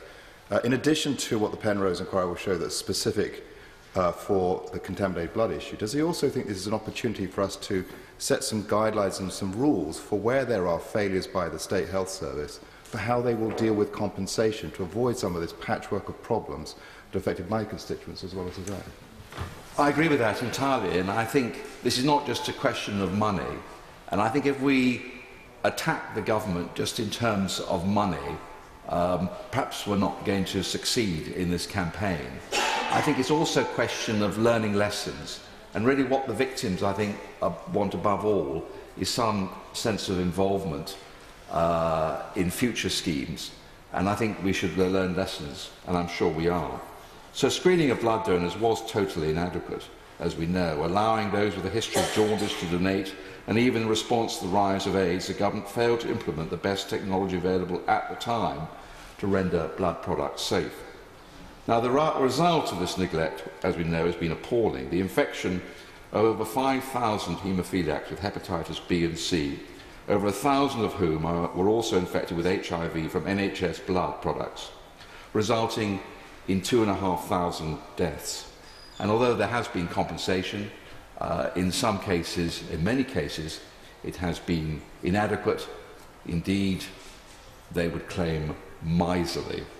For instance, although there's a one-off payment available for hepatitis stage 1, there's no ongoing payment. So all this is plainly unacceptable. I think that everybody who's spoken agrees with that. It's also obvious that a suitable scheme for compensation to victims must exist, not that any monetary amount can repair the damage that has been done. Now, what I want to mention now is the Irish scheme, which perhaps hasn't received the attention so far in this debate that it should have done. And again, I'm really quoting from the arguments given to me by my constituent. It is not, as I'm afraid, as some of my honourable and right honourable friends on the front benches have suggested, that we want to link the United Kingdom compensation scheme to what exists in Ireland. It's worth repeating, campaigners have never expressed a wish to place the government's funding of any compensation scheme in Irish hands. And I don't, for myself, suggest that the compensation may be exactly the same. But it is a scheme which is worth looking at in terms of compassion. It is a scheme that puts compassion first. It accepts liability. It's substantial enough for the victims to meet closure. So I would encourage ministers to look further into the compensation scheme the Republic of Ireland has established and to see what lessons from it might be applicable to us here in the United Kingdom. Yes. Does he agree with me that because the numbers of people that we're talking about is quite small, that actually it is affordable to look at fairly generous packages of compensation? Because we're not looking at millions of people, we're looking at a small number of people who have suffered very, very seriously as a result of the NHS.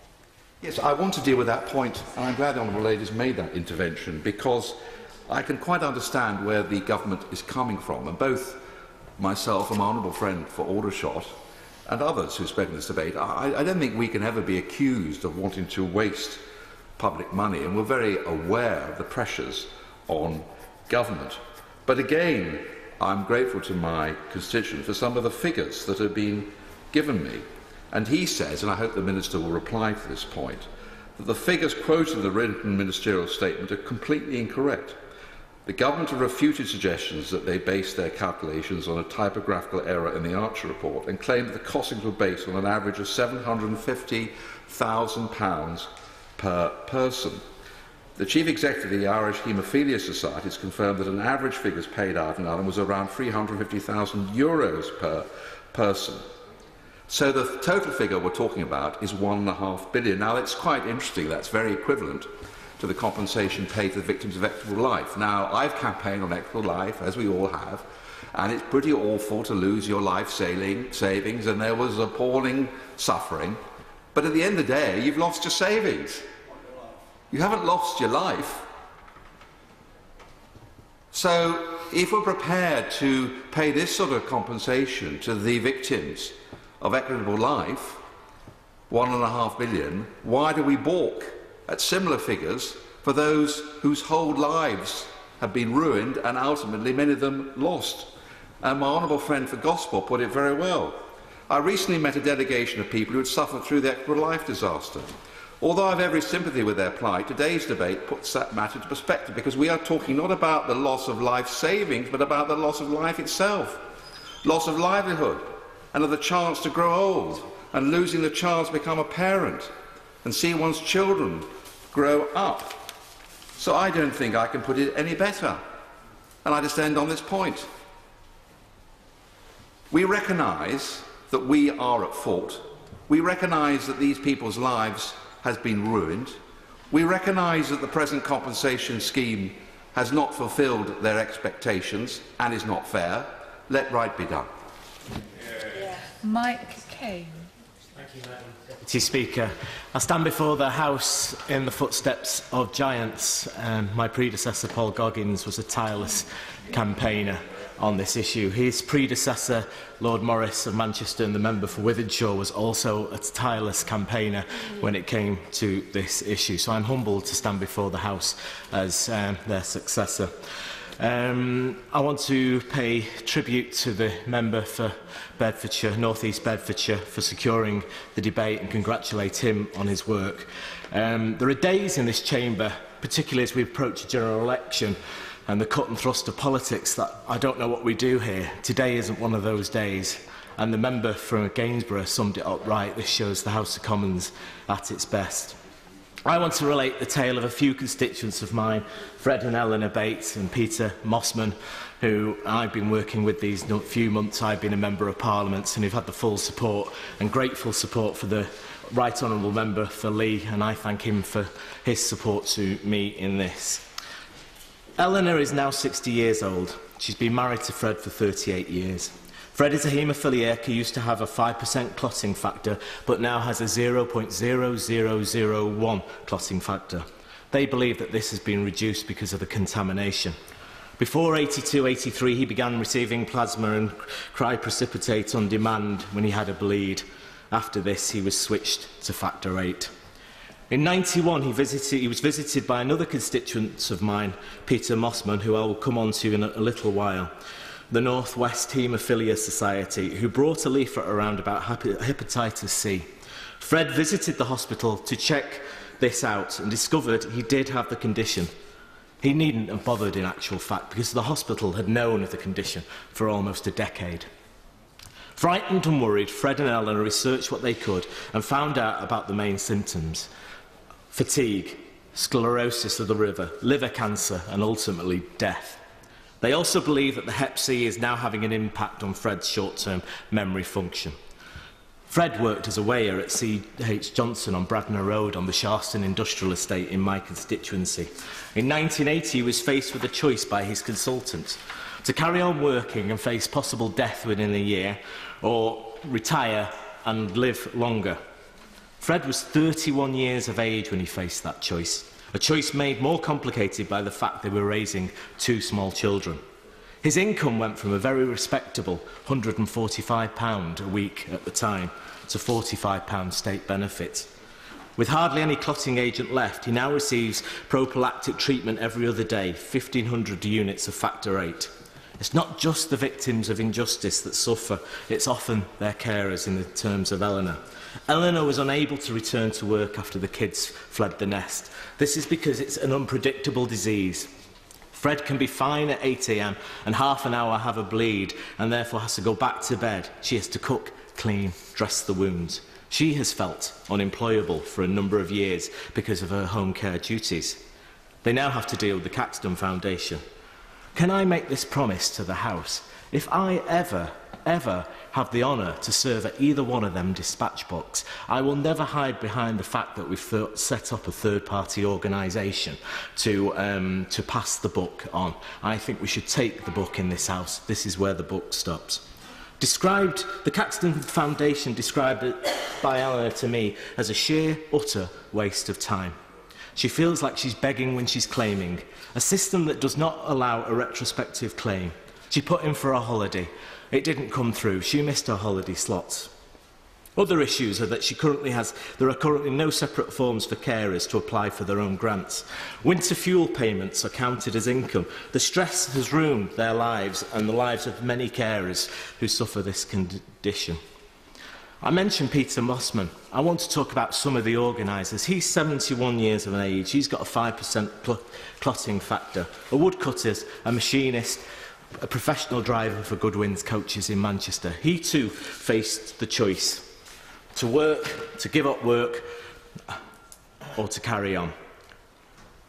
He gave up work aged 42. He searched high and low for answers on the disease. His kids have only ever known him fighting.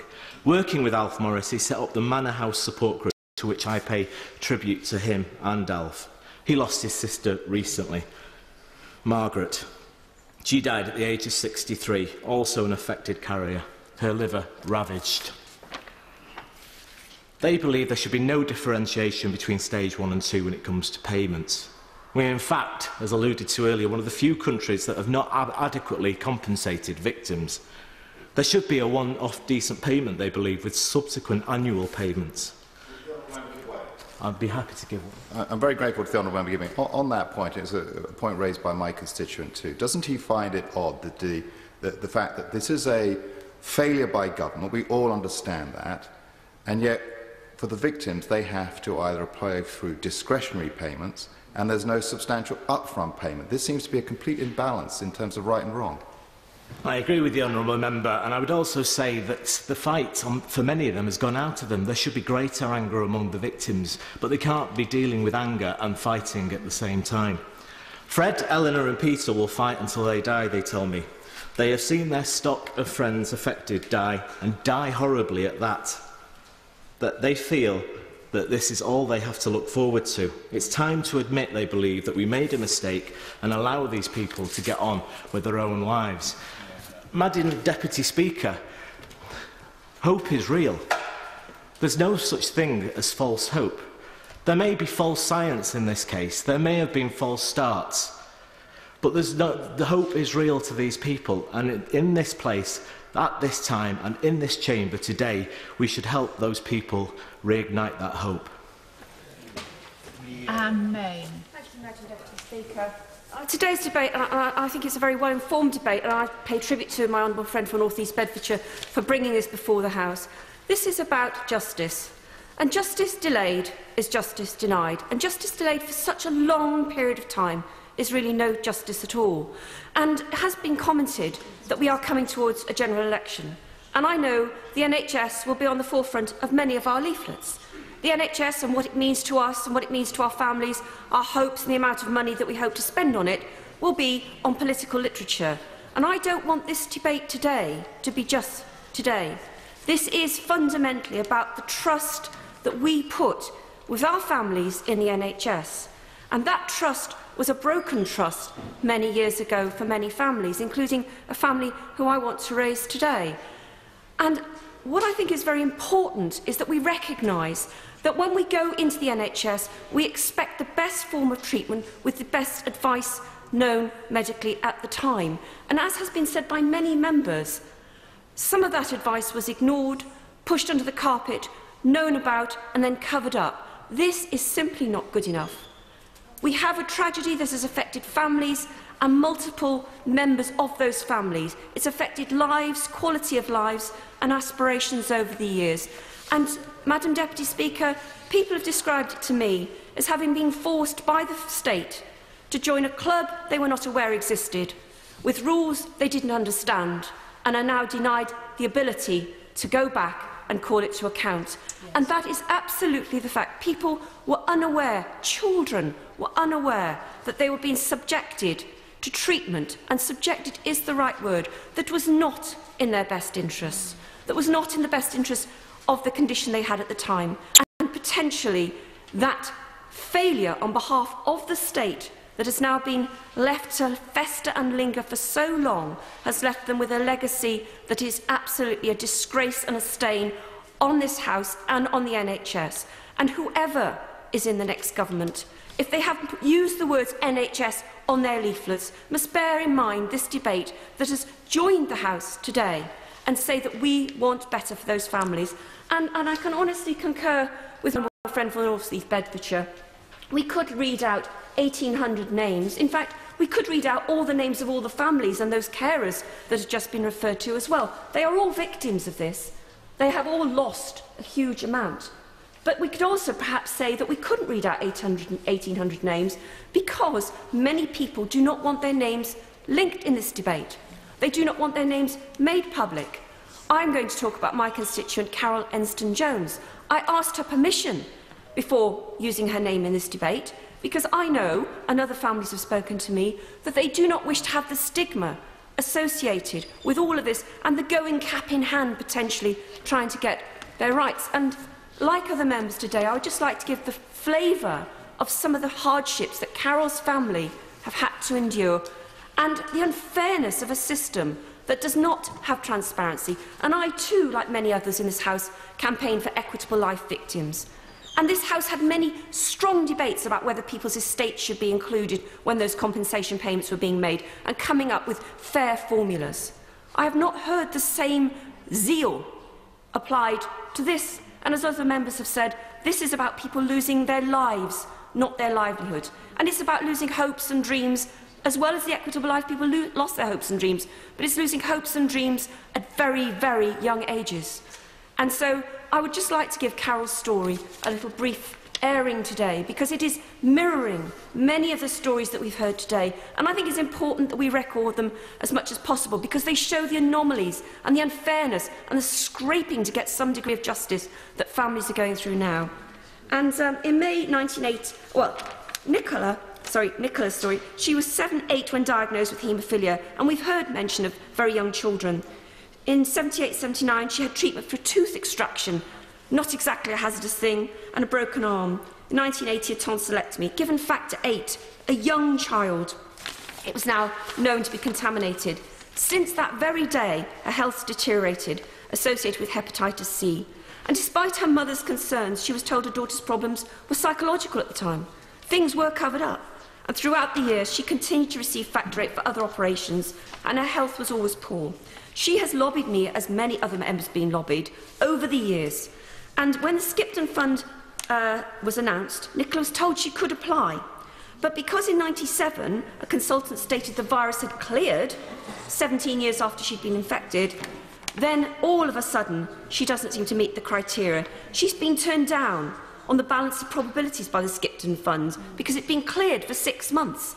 And yet her family, Mrs Enston-Jones, her mother, will have lived with all that all those years, but because of a brief period of time, she manages to not somehow be eligible in the criteria. She's been very let down by the Skipton Fund. And yet again, the report that's been mentioned so many times today in this chamber has actually said and stressed the fact that these funds, this third arm of the honourable member who's replaced Mr Paul Goggins, who's done tireless work on this, is somehow creating a barrier between justice, not facilitating justice. And this is what we've got to have. We've got to have a better system so that people aren't feeling they've got to jump through hoops, aren't feeling that they've got to justify themselves, aren't feeling that they have to make early applications to be able to go on holiday or get some essential funding. And because we are now having funds that were set up to deal with this, not dealing with it, actually trying to evade dealing with it if they possibly can, trying to keep money back. We don't wish to save the state money. I think the honourable member speaking of the Liberal Democrat said this. This is a relatively small number of people. Let's get it sorted. Let's get a fair system. Let's make sure the other Enston-Joneses and all the other names that we can or cannot mention today for reasons of privacy do not feel that they have somebody who is acting against them instead of acting for them. And I think if nothing else comes of this House today, we should remember not just the NHS, but what the NHS means to families. If we say you are trusting your health with the NHS, that's what these people did many years ago, and it's as relevant today as it was then. And any of us that campaigns on the NHS in a few months' time should remember that and pledge, if they're part of the next government, to do something about it. Tom Clark.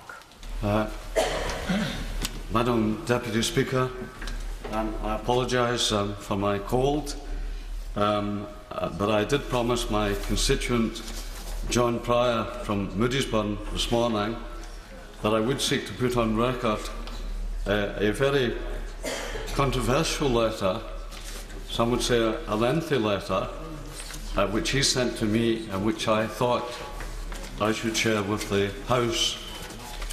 Before doing that, Madam Deputy Speaker, may I congratulate the all-party group for the comprehensive report, and also the Right Honourable Member for North East Bedfordshire for the way in which he introduced the debate and for the work that he's doing.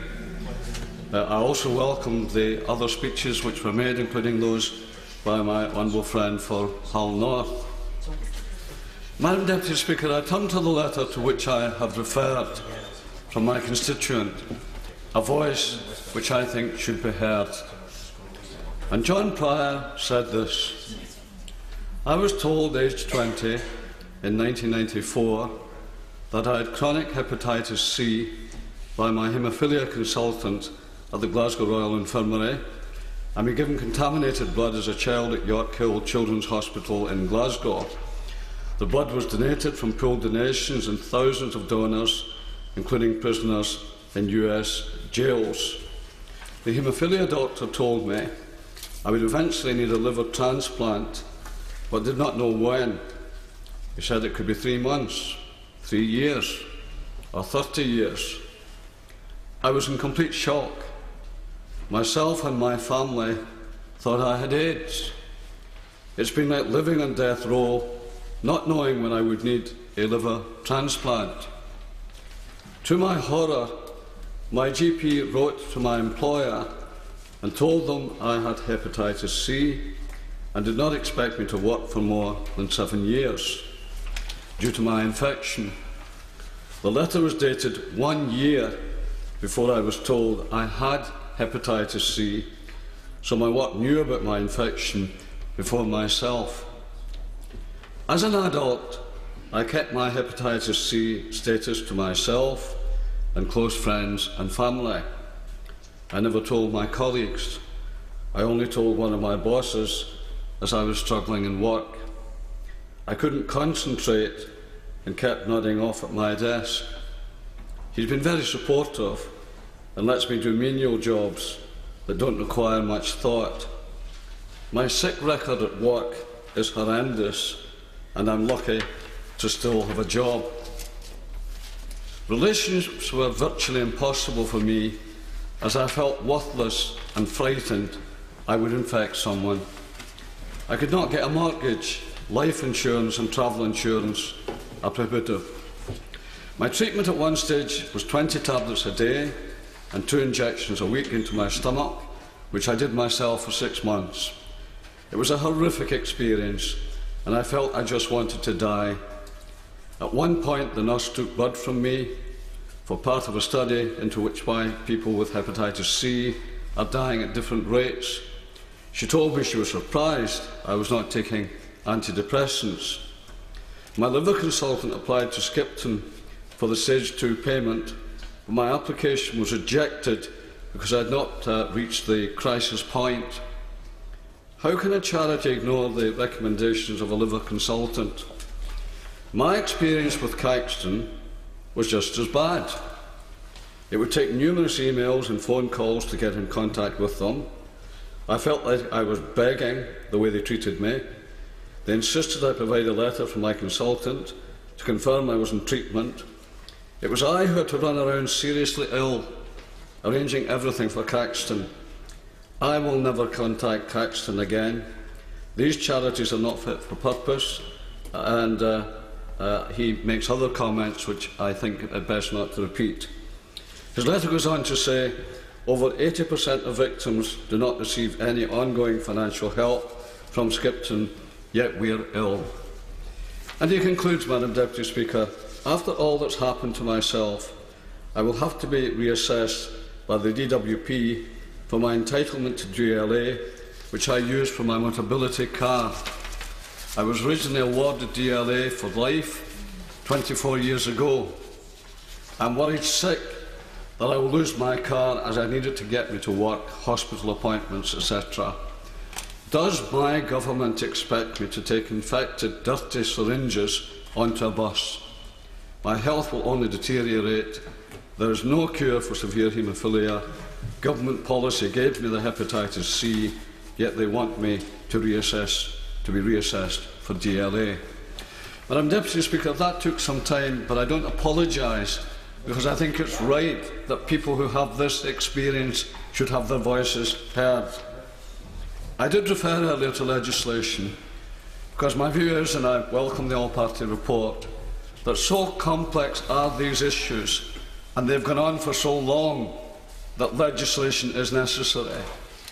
I did attempt to carry through this House the Alf Morris Bill, which had made its way through the House of Lords. Unfortunately, we ran out of time.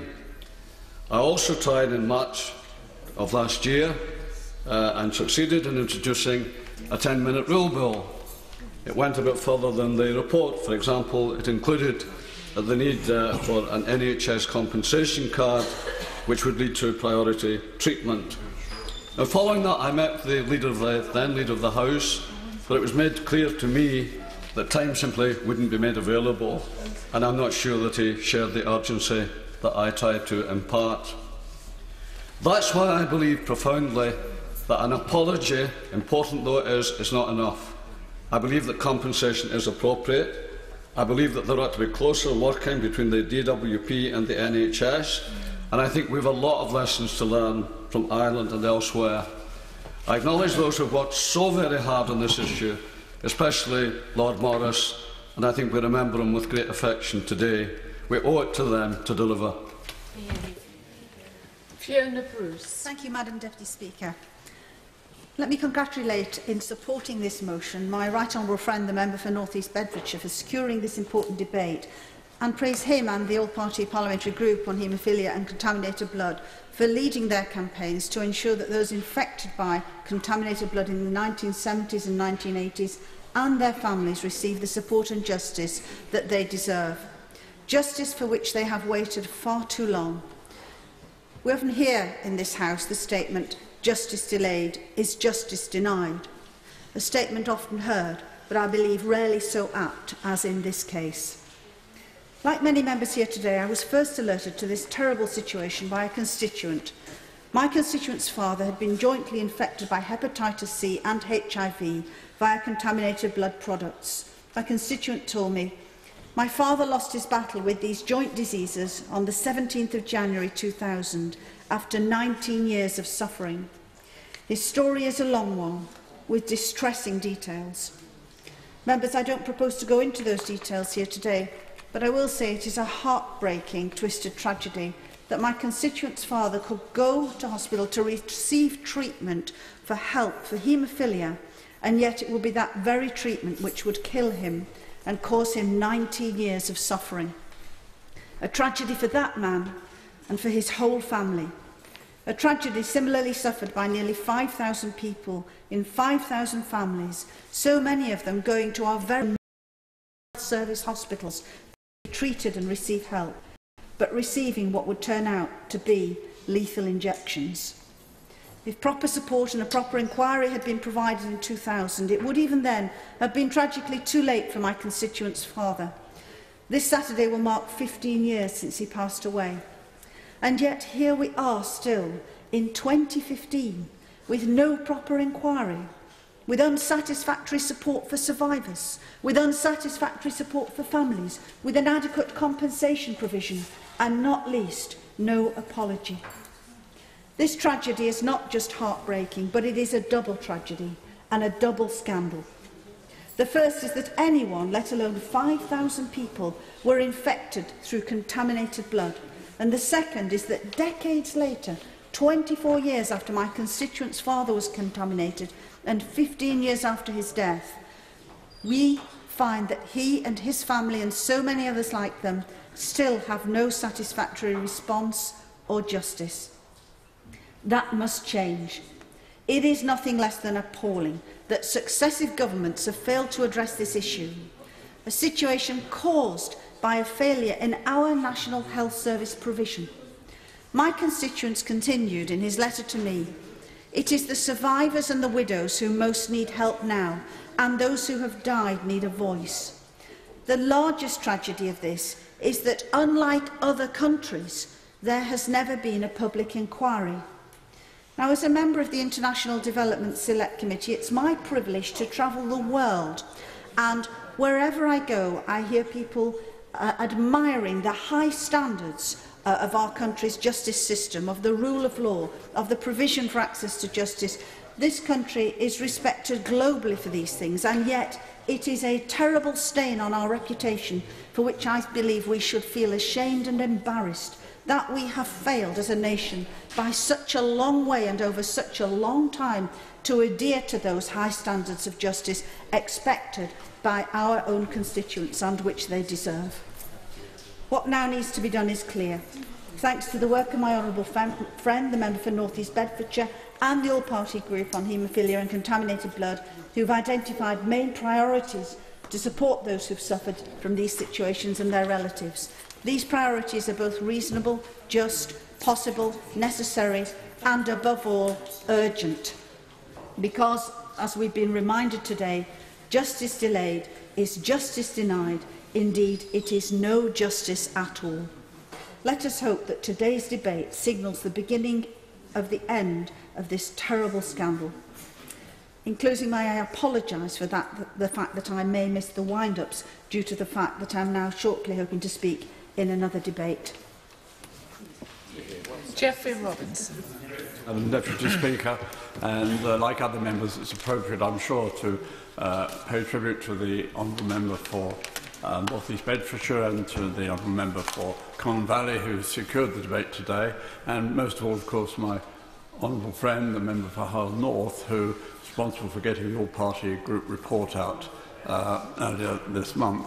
But whilst we support and congratulate each other, we have to remember the real victims in all this are the victims who have been affected by this terrible disaster, this tragedy that's been now with us for over 30 years. And it's unique in one way, I think, in the sense that it is clearly solely in the health field the fault of this government, of every government, of our governments, in the plural. In no sense is this a party political debate, and I think the tone of today's debate is a great credit to the members who have taken part and to the growing awareness throughout the House, throughout, I hope, the civil service too, of the seriousness of what took place those years ago and the extent of maladministration, and you put no finer point on it, in the handling of it since then. I think the widespread of geographical constituencies represented today bears testimony to the impact this has had throughout the country, and to it's been very pleasing, I think, to see two very new members on this side of the House who have clearly taken on the role of successor MPs in the campaigning sense to those that preceded them. The member for Wythenshawe has already, my honourable friend, has already spoken to great effect. He comes in the footsteps of Lord Morris and of Paul Goggins, both of whom campaigned with us very effectively. But sadly, we haven't really been successful yet. One of the points I want to make to the newer members in the House, that really they shouldn't think we're starting all over again. We're really at the end of this campaign now, and they hopefully will see the fruits of, well, no fruits to reap here, but can see the thing brought to some sort of satisfactory conclusion after all this time. Yes, I will give way. I'm very happy to. I'd like to thank my honourable friend for giving way to me. I'd just like to thank him for his kind comments, and to say that I would like to pay tribute to the tireless work of the late Jim Dobbin on this campaign, and to just add that I have been contacted by 2 constituents who praise the work that Jim had done and asked me specifically to attend this debate. They don't want their names to be made public, but they wanted me to be here and to take in what was said, and I will be meeting the constituents afterwards. I'm very grateful for that intervention and wanted to say I was coming on to Jim Dobbin in a second now, and anticipating me in that sense is very therefore fortunate. Jim, of course, was a very good friend of mine for many years, and we had his memorial service yesterday, as my honourable friend will know. Yes, and indeed, together with Peter Archer and Alf Morris and Paul Goggins, this group, also on the other side of the House as well, we've had a series of very outstanding campaigners on this precise issue. The fact that it is all-party enables us to get together to seek to get some resolution. It's going on an awful long time, and it has been very unsatisfactory under all governments. Let's emphasise, all governments here are equally to blame. Labour governments, Tory governments, going back to even before Margaret Thatcher, and not to mention one of the names that will immediately resonate on all sides of the House. Now, in the past, I think the gentleman who previously spoke mentioned that some of what was mentioned in an intervention, that some of those who've been terribly affected haven't wanted their names to be mentioned. Amongst those has been one of my constituents whom I visited in his home only a few weeks ago, Mr. Joseph Peaty. I think he's here watching the debate today, and I'd like to read to the House 2 brief extracts from his most recent letter to me. He's now, I'm pleased to say, the chairman of the Tainted Blood Group, one of the campaigning groups that have been very effective in this. And he wrote to me just reviewing the 30 years, and that's how long he's been infected. There's now 14 years. The House might be interested to know him first infected when 16, and he's lived all his life in Coventry, in my own constituency. He wrote to me very recently, I got the letter only yesterday, to say the following. He writes, "I miss being able to contribute to a productive career. Perhaps because of my age when I was first affected, my hopes and expectations were much like anybody else's. Education, home, partner, children, career, travel, make a difference to the world. Were taken from me. I'm now just a shadow of the potential I once held, struggling to exist, let alone live a purposeful, fulfilling life, worrying what the next viral complication might be." And in his case, there is, of course, the shadow overhanging him after all these tragedies, these terrible suffering, the terrible pain and treatments they've had to undergo.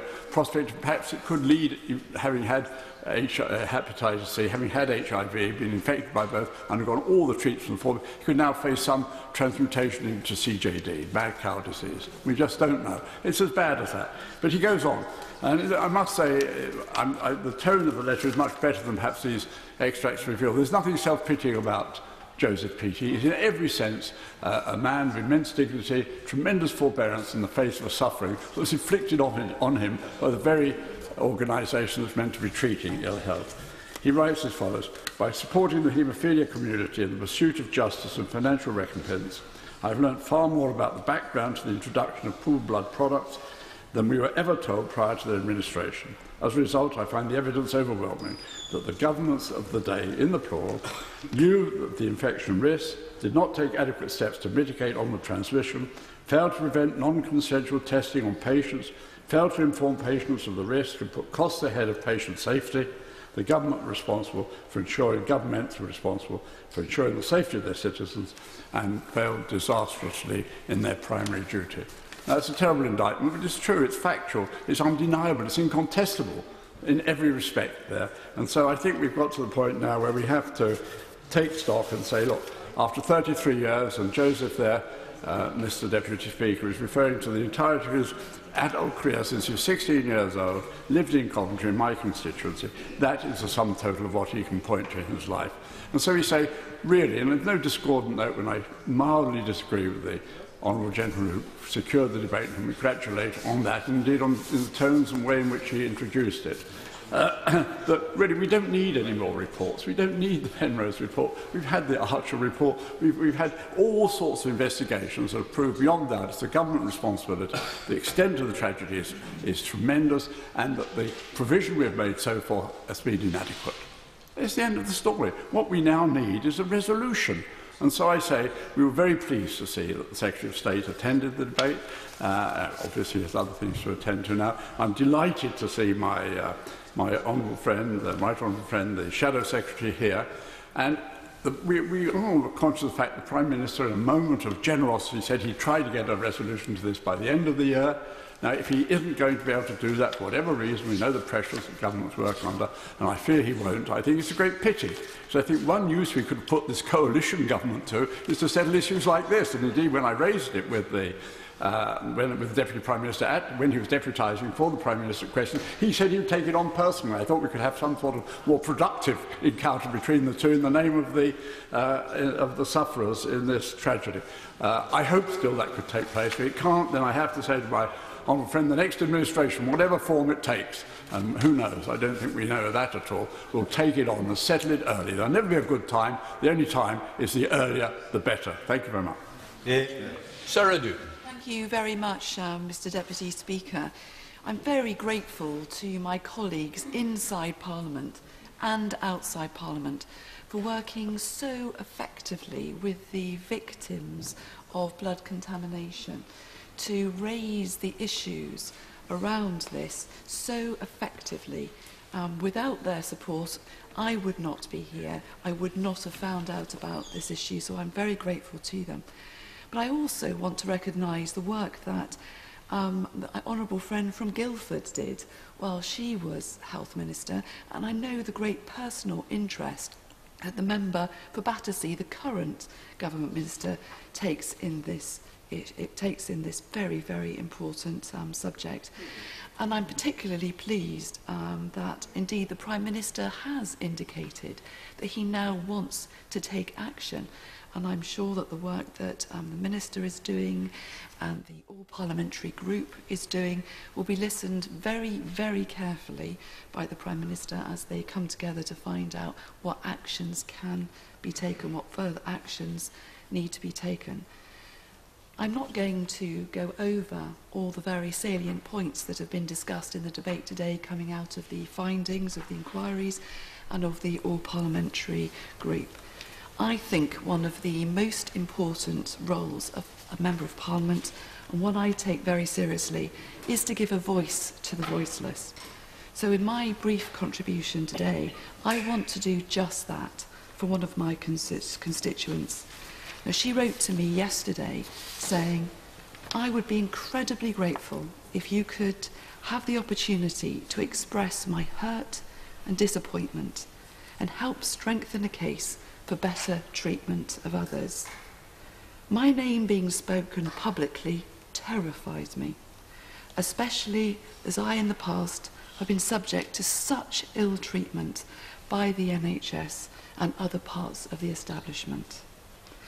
Now, my constituent contracted Hep C as a result of a blood transfusion shortly having given birth to her son. But sadly, her Hep C was not detected until 2004. Now, she has received some help from the Shipton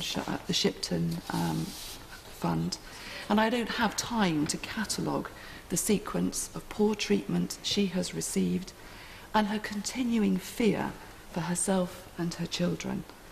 As she says, at this point in time, none of my 3 children have been checked for Hep C.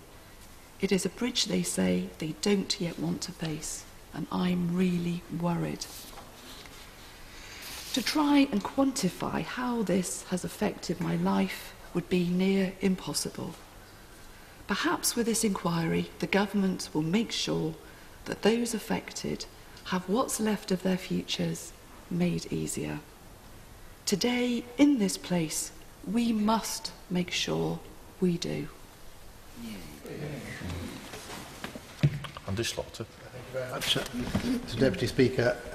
In preparing for this debate, I looked at the debate which honourable friend, the member for Coventry North West, sponsored at the beginning of this Parliament, October 2010, and we're now almost at the end.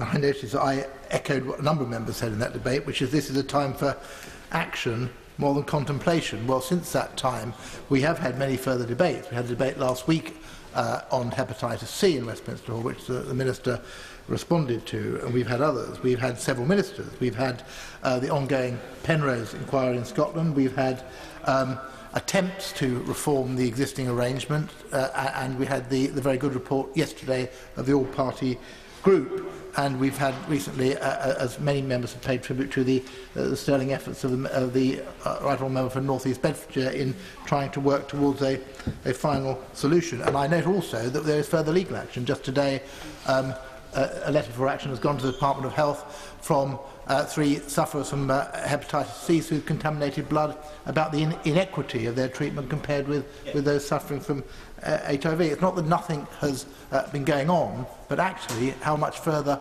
are we after those 4.5 years? And I think the answer is not that much. And it's very easy to say that's nobody's fault or everybody's fault, but I think we must take some responsibility here. It is the role of this House to hold the government to account when it isn't living up to its moral obligations, which I believe it's not at present. Let me say one quick word about the existing arrangements. It's a very good report. It produces a lot of evidence for why the current schemes are not working. And we've heard individual criticism of Macfarlane and Caxton and Skipton. I think the conclusion I reach from having read the report is that none of the trusts and funds are fit for a purpose, and if they are to need to continue while awaiting a final settlement, we must have a root and branch reform, and they must be resolved into one effective body. The reason for that being that both the politics is wrong. They purport to be independent bodies, but they appear to be too close to the Department of Health, and therefore they have none of the benefits of independence without the clout and the accountability that should lie with the Department of Health. But at the same time, they become part of this degrading process where sufferers are reliant for a large part on benefits, are effectively begging for resources, and are living often in a state of penury. That is only one part of the ongoing situation, which includes Penrose, as we've had previous reports which we've awaited for consideration, and both a final conclusion on a financial settlement, but also the clear identification of culpability and responsibility are awaiting an outcome. Now, I'm very grateful to my constituent Andrew March, about who I will say something in a moment, for giving me a very thorough briefing for this debate, and he just set down 14, off the top of his head, 14 reasons why unfairness has been caused to sufferers throughout that period of time. And that includes the failure to act by successive governments, as has been said, so that products were not banned early enough in the process, so that and contaminated products were not withdrawn, so that haemophiliacs were tested for both HIV and hepatitis C without their consent and not informed of the result, that haemophiliac children were subjected to hepatitis infectivity trials, that minors were informed of their status without their parents being told, that individuals were told either by letter through the post or in public places. And I could go on, but these are disgraceful. These are disgraceful actions, and we do need closure, and we do need to have an inquiry that will bring these matters to light. On the matter of Penrose, I understand that we're to be told later today that the Penrose inquiry will report on the 25th of March. Well, that's almost before the purdah period, and as I think the member from North East Bedford has indicated, it leaves very little time for any conclusion based on those findings to be reached before the election. And that is something which I think is deeply to be regretted, because whoever is in government after May will have many pressures on their time, and I hope that this issue, if it is still not resolved by then, is not going to be lost. And I'd like to hear from both front benches today that it will be a priority, whoever is in government, not to let the work that's done, if it is not resolved by then, fall foul of where we are. If my friend give way? I will, of course. I'm very grateful to him. I think he's making a very good point about the difficulty of not having Penrose report much earlier. But we were hoping from the APPG's point of view that we would be able to produce our report, we would have Penrose at the same time, and then we would be able to hopefully have the conclusion to the negotiations in Downing Street. So it's been very frustrating, this delay from Penrose. I know it is, and it is, I think, tragic that we may go into another Parliament without having a solution to these issues. And what I would say, if I had to say one specific thing, it would be this. Yes, we do need a public inquiry. We do need to identify responsibility and culpability. We do need to have the fullest apology based on the clearest evidence of what has gone wrong. We do need to make sure that interim and existing arrangements work properly, and we do need transparency. But above all, I think we need compensation, and I do not think that the issue of compensation can be delayed while perhaps for years, while all those processes are worked through. Madam Deputy Speaker, I will, if I may, and I obviously have his consent, read a short statement from Andrew March, who will be familiar to many campaigners on this issue. He was the applicant in the judicial review case. He is someone who has studiously and devotedly pursued these matters over a large number of years. And he says this: "I'm one of only 300 HIV-positive haemophiliacs who remain alive and was infected at only 9 years of age. Of those originally infected in the 1980s, more than three-quarters have died during the course of the past 3 decades. Many of them were my friends. I was also infected with hepatitis B and C, and despite treatment, I continue to live with the adverse effects of cirrhosis of the liver. I am also one of 3,872 haemophiliacs who have been notified as being considered at risk of variant CJD. Despite the authorities always maintaining that the risk was merely theoretical, I was shocked to learn in February 2009 that an elderly haemophiliac had been found with CJD. This news in his body during post-mortem. This news was not entirely unexpected, but I've still become very worried that VCJD had the capability to become yet another ravaging illness. More recently, I was informed by my doctors that I've been exposed to yet another pathogen, this time hepatitis E. As I sigh in disbelief that there seems to be no end to the multiple infections, I try to keep looking forward with some degree of hope that this will one day be sorted out once and for all." Those are the words of an extremely brave man, a very resolute man. He and all the other sufferers deserve respect, which they're not getting from the current funds and arrangements. They deserve justice, and they would deserve a full and proper compensation package. That should include compensation for family members, it should deal with all conditions, and it should remove the stigma of means testing and ATOS assessments and matters of that kind. That is the least that we as a country can do for people who have suffered as a consequence of the state's action. Yeah. Dr. Julian Lewis. Mr. Deputy Speaker, having come late to the debate because of a clash with a meeting of the Parliamentary Committee on which I serve, I'm grateful for the indulgence of the Chair in being allowed to make a brief contribution. And I wish to focus on 3 points. The first is that people are still, even now, long after the event, being discovered to have been infected with contaminated blood. The second is that momentum for a settlement is in danger of being lost. And the third is that the best treatment is not always available for those who have been infected. I was struck by what the Right Honourable Member for Coatbridge and others said in their contributions about the debate being a chance to give a voice to individual constituents. And I was also struck by the question asked on the 10th of December of the Deputy Prime Minister, who was standing in for the Prime Minister, by the Right Honourable and learned Member for Coventry North West, because he said in that question what he repeated today, which was that the scandal has reflected badly on successive governments, possibly, he said, going back as far as that of Harold Wilson, if not further.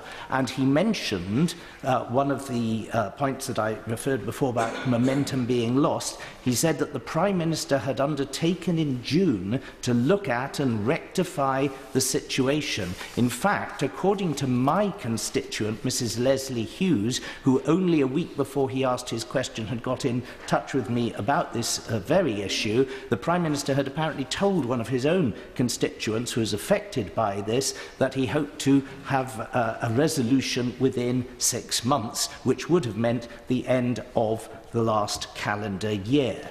Now, I said that my first point was that people are still being discovered who were infected long ago, and this is Leslie Hughes's situation. In 1970, she and her future husband were involved in a very serious road traffic accident in London, and she had to receive no fewer than 44 pints of blood, and for many years she knew nothing about the fact that she had been infected, although over those years she had many visits to GPs and hospitals with numerous symptoms of illness and considerable pain and suffering. Only recently, only in fact last year, was it finally discovered that she had been infected with hepatitis C by NHS contaminated blood.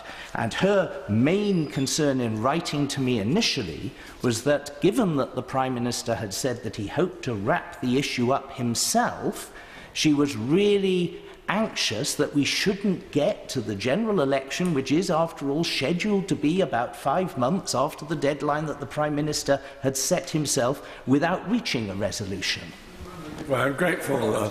Would you agree with the exact undertaking the Prime Minister gave? I'm not sure is recorded anywhere. It's recorded in exactly those terms by my constituent, Joseph Peaty, as well. Would you agree with me, though, that what the impression left was that the Prime Minister would do his very best to get a settlement by the end of the year? We're past that deadline now. Wouldn't you agree with me that, irrespective of the debates and of all the reports being compiled underway, we do have the means now necessary to settle it, and that's what the Prime Minister should try to do?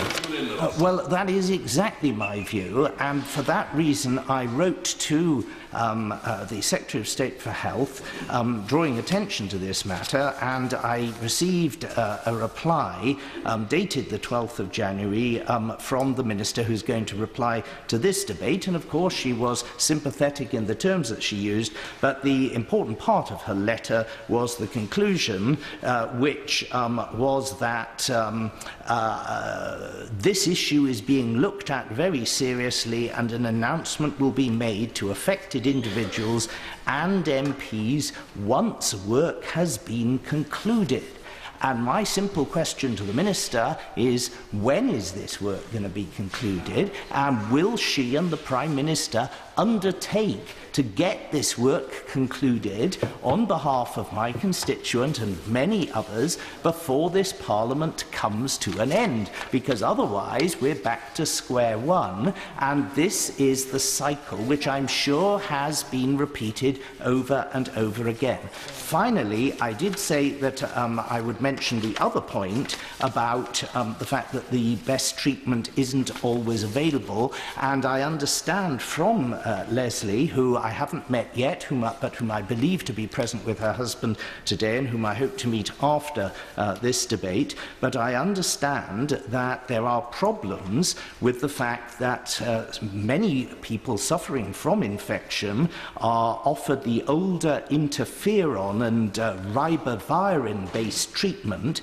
and that not everybody can tolerate this, particularly as it takes a long time to clear the system, and particularly if they are people who are at a later stage of their life. And therefore I would like the Minister, if she can't answer today, perhaps to write to me later about the situation of patients in that position, because there are kinder and more effective treatments that are available but are not always sanctioned for reasons of cost, either by NICE or by individual health trusts. I wish to give others the opportunity to contribute, but once again I thank my constituent for her bravery in allowing me to tell her story and attribute it to her, and I thank the House for its indulgence of allowing me to contribute to the debate at such a late stage of entry. Your Rankin. Thank you, Mr Deputy Speaker. And can I pay my own tribute to the work of the Right Honourable Member for North East Bedfordshire and others over some time, and those whose names are on the paper today, and also those who have contributed to the All-Party Parliamentary Group report as well, and honourable friends and members who have spoken today. My contribution, I will not name any names because the constituents have asked me not to, because they continue in fear of stigmatisation.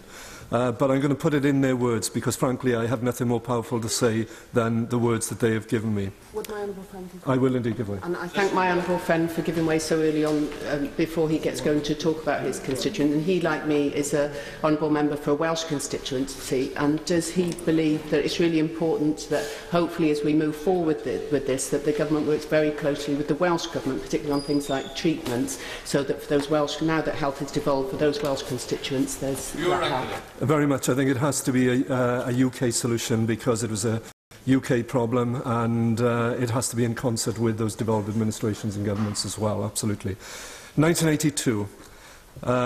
We were called into the consultant's office at the hospital. My future wife was pregnant and we were strongly advised to have a termination. However, the consultant was not specific about the reasons why, other than the possibility of our child either having or carrying haemophilia, so we refused. 1983. Our son was born and they wanted to take a blood test from him. It was after this they told us of my husband's HIV infection. At this early stage they had no idea what it entailed. We were advised not to mention to other patients at the hospital and to refrain from sexual intercourse until they knew more. Thankfully our son did not have the virus, but feeling uncertain about the future, it was awful to be told we had to keep this to ourselves. At this time it was very much publicised in the media, and friends of ours who knew of my haemophilia began questioning us on whether or not I had been affected. Suffice to say, I felt I was on borrowed time, and on my own admittance, I went off the rails and neglected my son and new wife.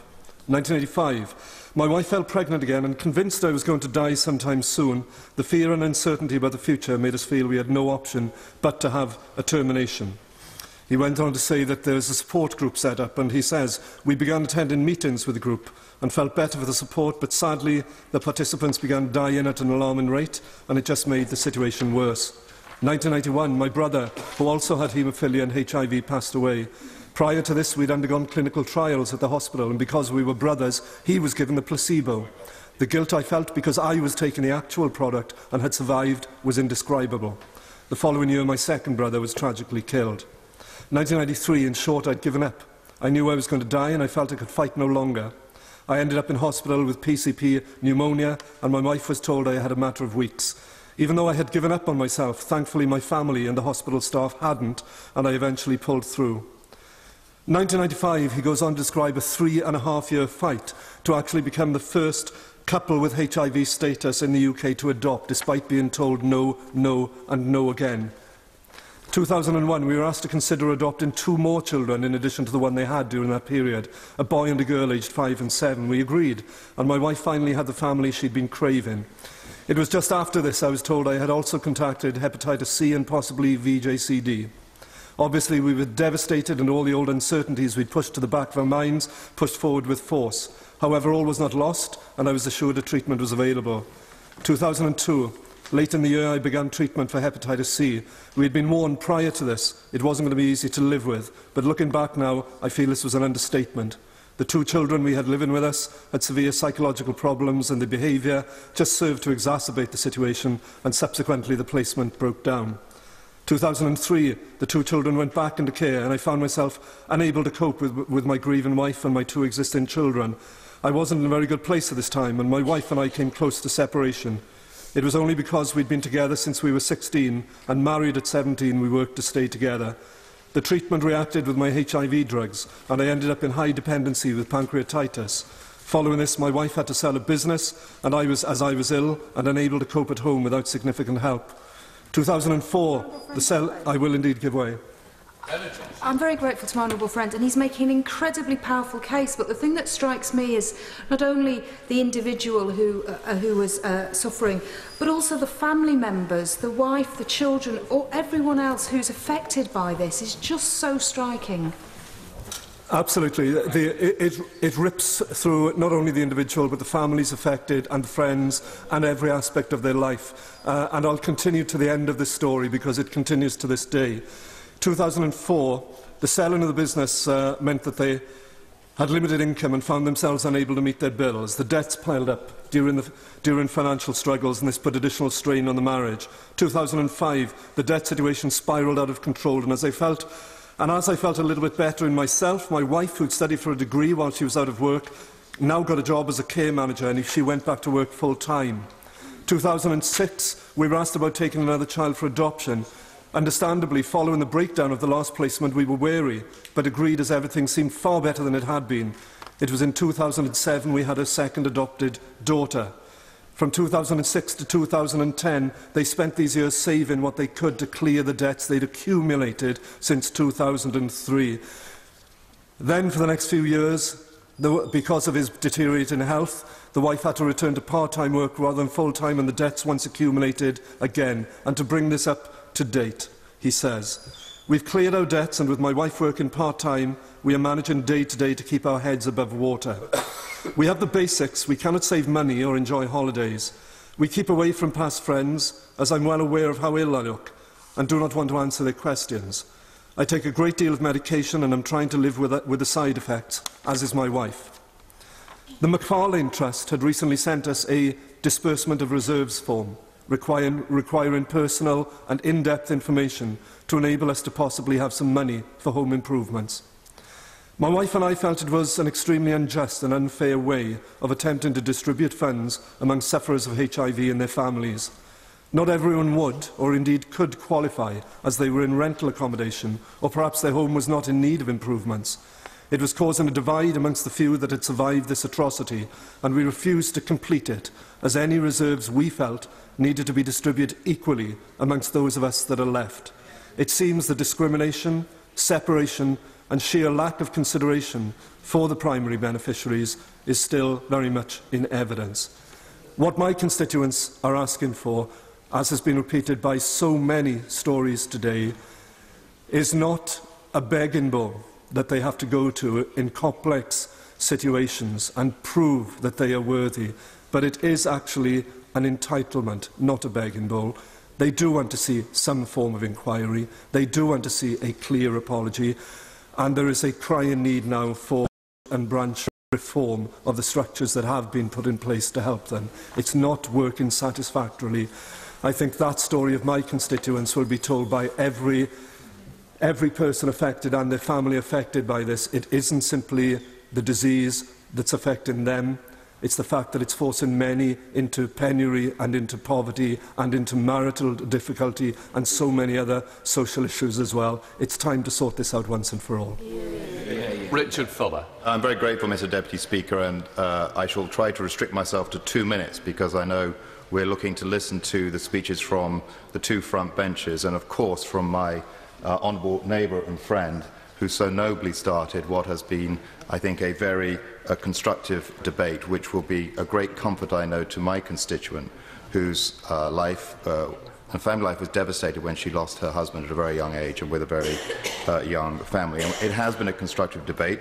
We've heard of a number of measures taken over a number of years, and of course we have the very constructive recommendations from the all-party parliamentary group, which have featured heavily. A constructive debate. And I don't wish to sound a discordant note, but I believe that despite all this, there still remains, I believe, a suspicion, and I want to give voice to that suspicion. A suspicion that all of the responses from the Department of Health over these years have had to be drawn out of them and have not been freely given, and people don't know why. That of these measures, they are so often seen, I think, as a contrivance such that a full answer has never been given, and people do not know why. That the compensation provides in itself a construction of a response, but a belief that beneath this lies a darkness that breeds suspicion about the root causes of all that we have talked about today, and about who was responsible, and that those people remain faceless and nameless, and that there is a fear of exposure for what actions may have led to what might have been a mighty, mighty wrong, and that there is an absence of courage to repent for those actions. All of us have to remember, Mr. Deputy Speaker, that it is our NHS. It doesn't belong to a political party. It doesn't belong to the department officials. It belongs to the people. So my request to the two front benches is, will they, to the extent of their powers, shine a light on this darkness and, beyond any financial consideration, provide that comfort for the hearts and memories of the victims? Andy Byrne. Thank you, Mr. Deputy Speaker. We have heard a series of fine speeches today. As it was said, Parliament truly at its best, but none more powerful and affecting than the speech which led this debate from the Right Honourable Gentleman, the Member for North East Bedfordshire.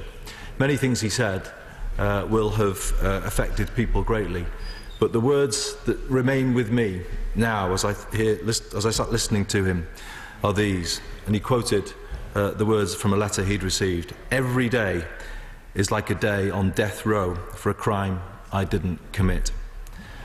Now, Mr. Deputy Speaker, if that doesn't convey the sense of injustice that we're dealing with here, then nothing else will, because it is that appalling. And when historians come to look back at the 2010 to 2015 Parliament, it will be characterised by a drive to correct historic injustice, and that has been welcome. Firstly, we saw the apology in relation to the events of Bloody Sunday.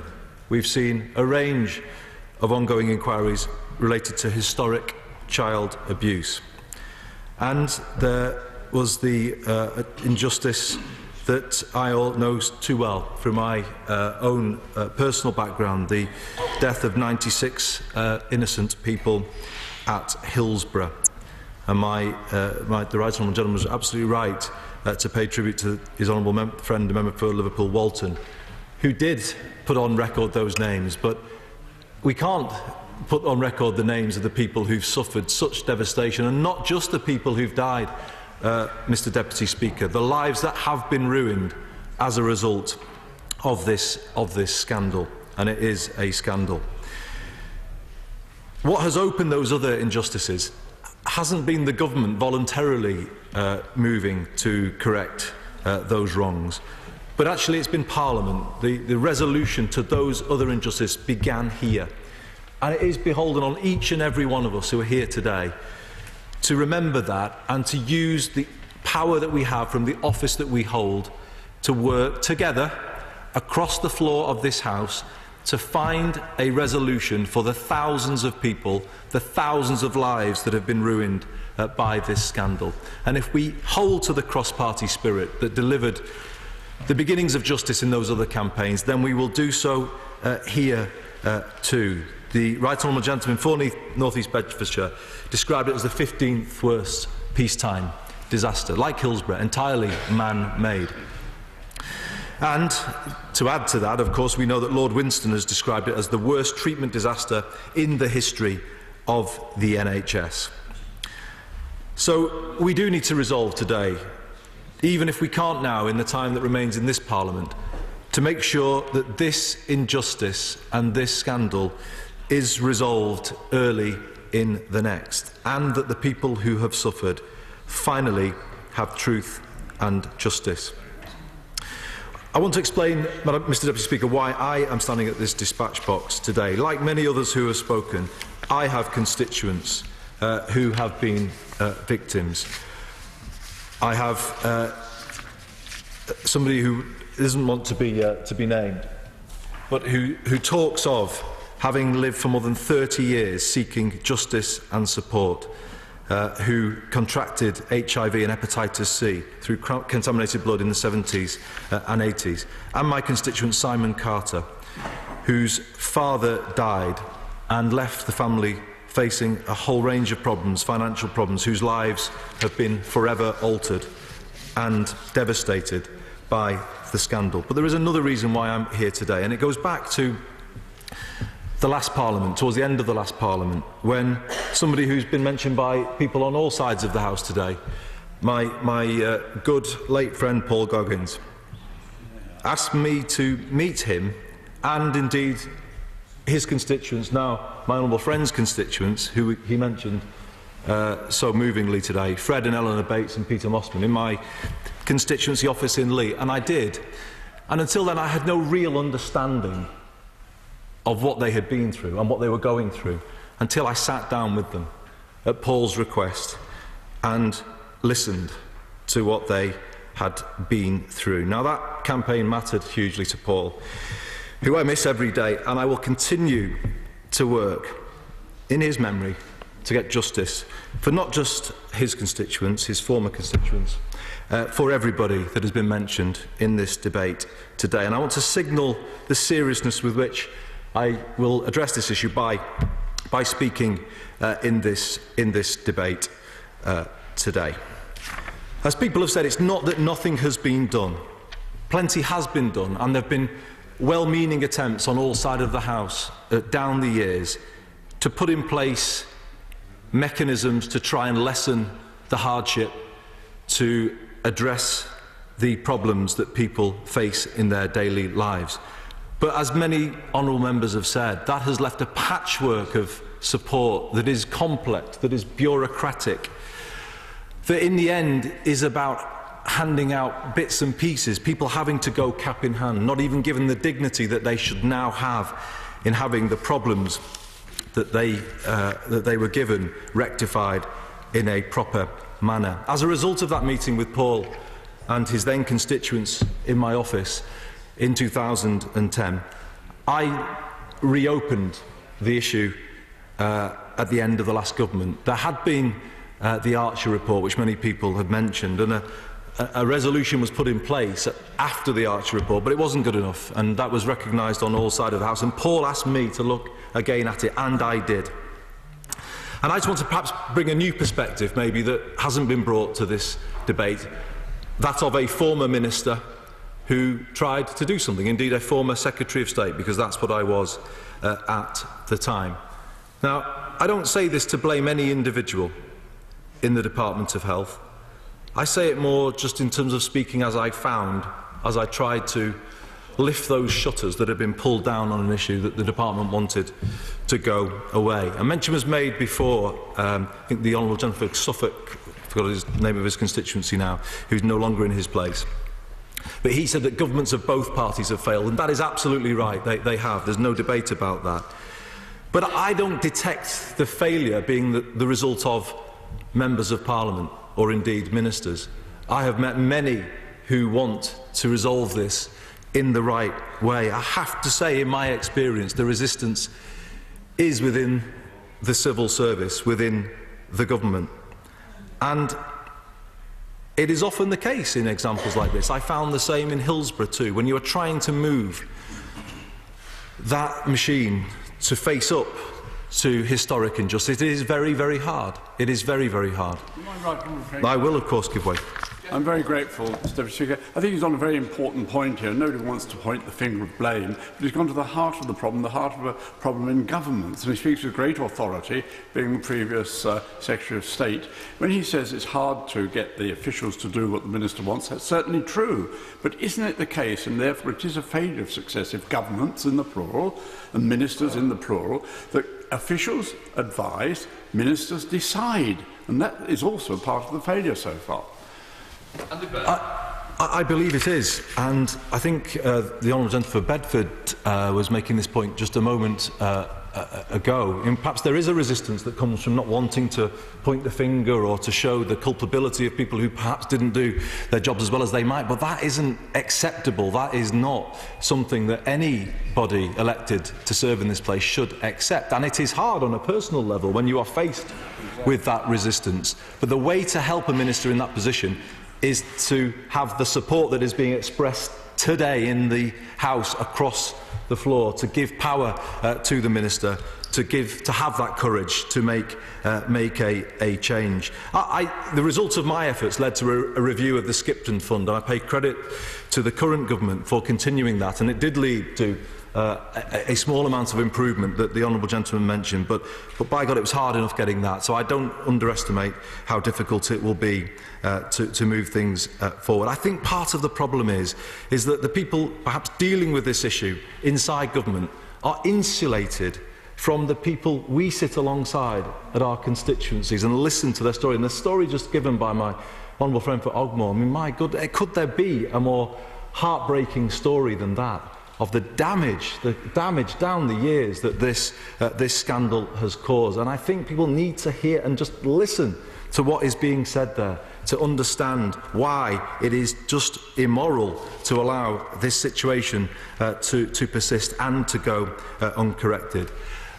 Mr. Deputy Speaker, I won't go through all of the problems that colleagues have raised in terms of the inadequacy of the current process in terms of applying for support. I will, if I may, though, pay tribute to the all-party parliamentary group under the leadership of my honourable friend, the member for Kingston upon North, who produced an outstanding report yesterday, which I believe will further reinforce the case for truth and justice. I would also draw the House's attention to another development, Mr. Deputy Speaker, which hasn't been mentioned today, and that is the filing of a legal case by three unnamed victims who I think have written to the Health Secretary asking him, before full legal proceedings take place, to come forward with a settlement. Now, of course, it shouldn't have to come to this, but obviously, as colleagues have been saying, people are still waiting. They've waited long enough, and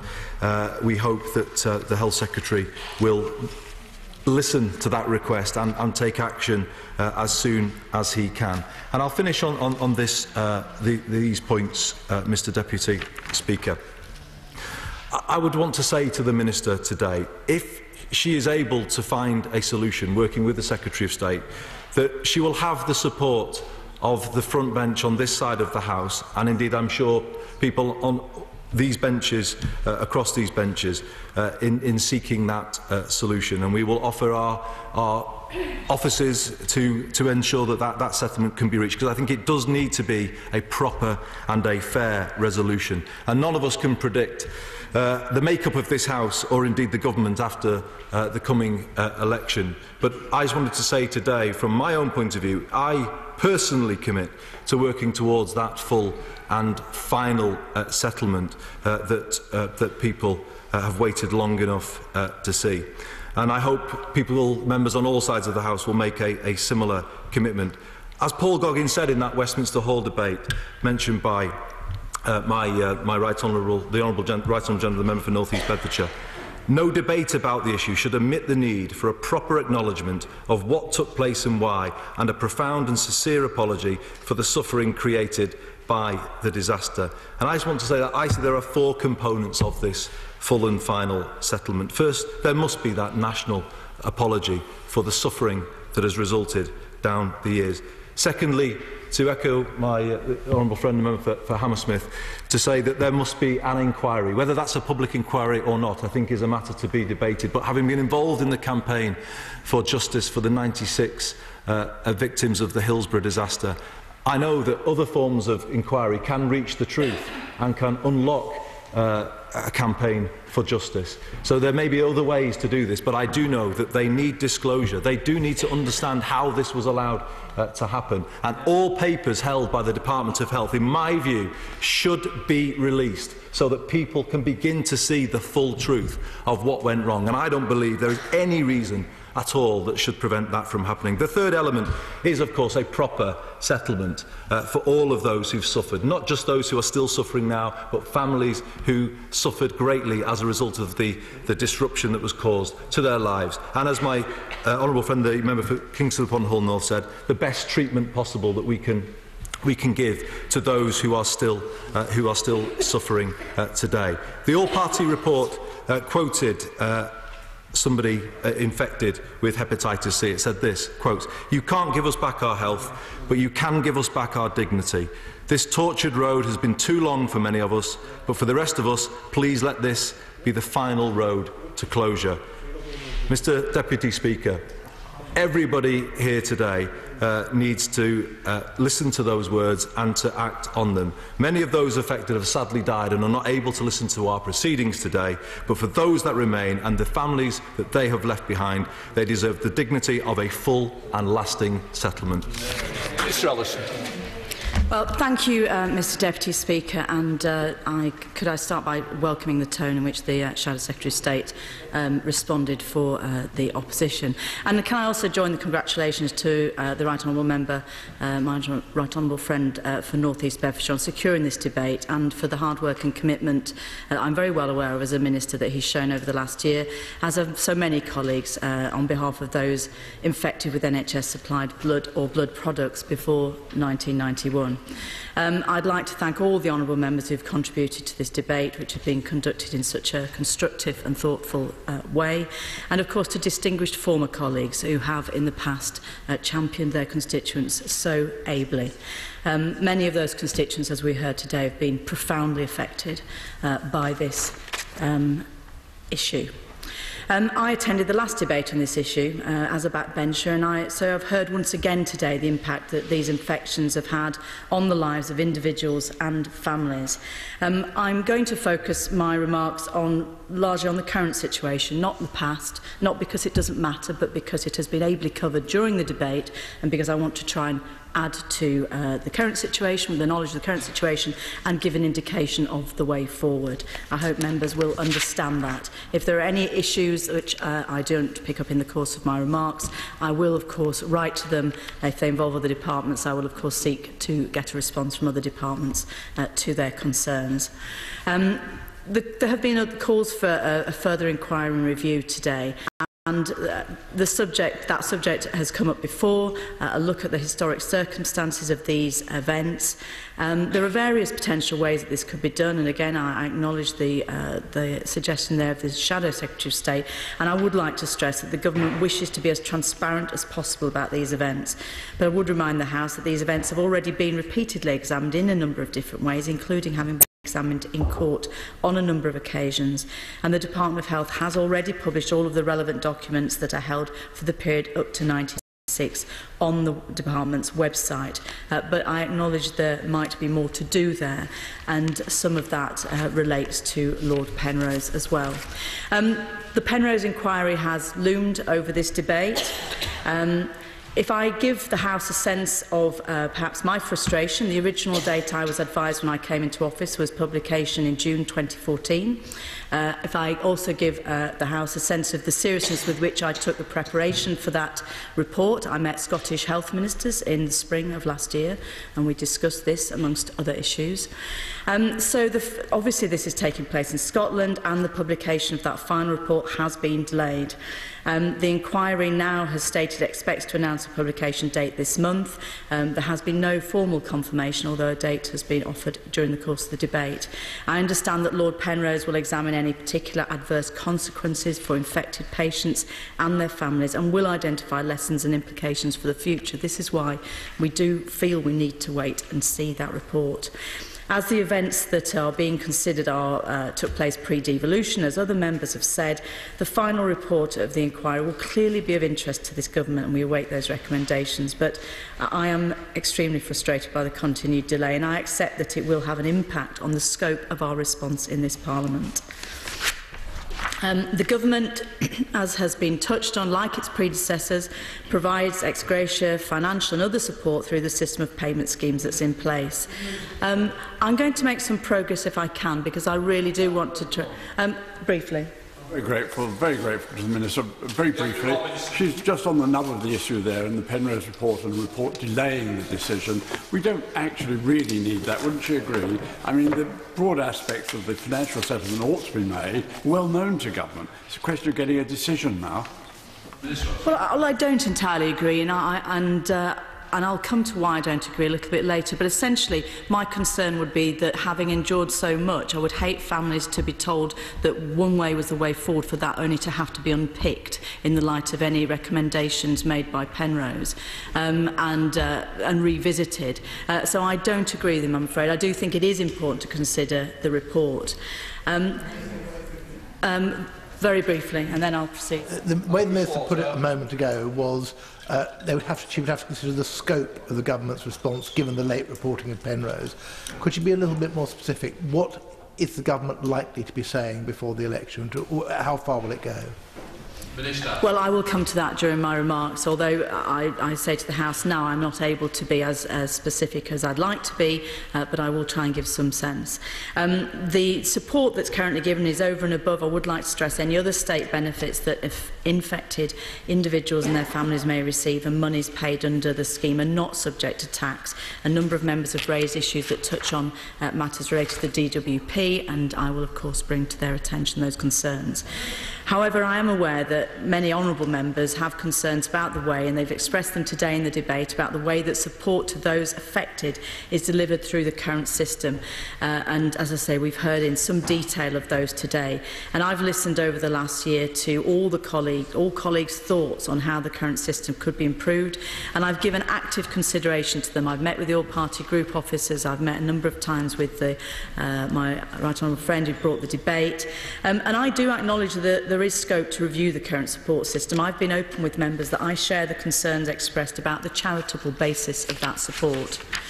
As I say, I would like to thank the Right Honourable Member for North East Bedfordshire and the APPG for the survey which they recently collaborated on. This was the first large-scale effort to consult beneficiaries, their families and the wider public on the current system, and I will certainly be considering the findings of the report, which only published yesterday. I've had a look at the executive summary so far, in addition to all the other sources of information, but I had a good sense of the direction of travel of that report and of the concerns from my conversations with members over the last year. When continuing to consider possible reforms to the current system, as I say, we do have to take account of Lord Penrose's findings and recommendations before any specific proposals can be brought forward. But I've been ably supported by my civil servants at looking at those possibilities for reform.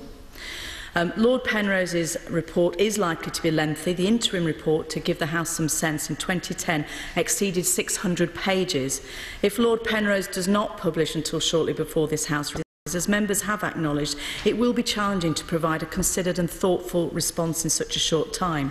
And I do want to give due respect and consideration to Lord Penrose's report, not least because it matters so much to individuals and their families, and as I said a moment ago, it would be terrible after all they've been through if we were to announce measures that then had to be unpicked or revisited. However, I do want to reassure the House that however late Penrose reports in this Parliament, we will make a response to it, albeit inevitably at that stage an interim response. Now, having acknowledged that not everyone is satisfied, far from it, with the current system of support, it is extremely important to remember that it makes an enormous difference to the lives of many beneficiaries. To date, over £365 million in support has been paid to over 5,000 people in the UK affected by HIV, hepatitis C, and to their families. This government also improved the system of support through the reforms made in January 2011, which some members have touched on, and since those reforms were introduced, over £70 million in extra funding has been made available in England during this Parliament. I want to turn to an area which is perhaps new since we last debated this issue in this House, and that is some of the new therapies coming through. Many of the new therapies, and I think we've heard from a number of members about the side effects and the impact of some of the existing therapies, but many of the new ones have a much higher cure rate than existing therapies, with far fewer side effects. Our understanding is that cure rates for new therapies are 90 to 95%, and they have much shorter courses of treatment. These figures are based on clinical trials, and new data from the Early Access programme will be evaluated to confirm the robustness of that, but obviously that is encouraging news. It's not only that encourages me in terms of some of the improvements we might be able to make to the quality of the life of those who have suffered from their infections for so long.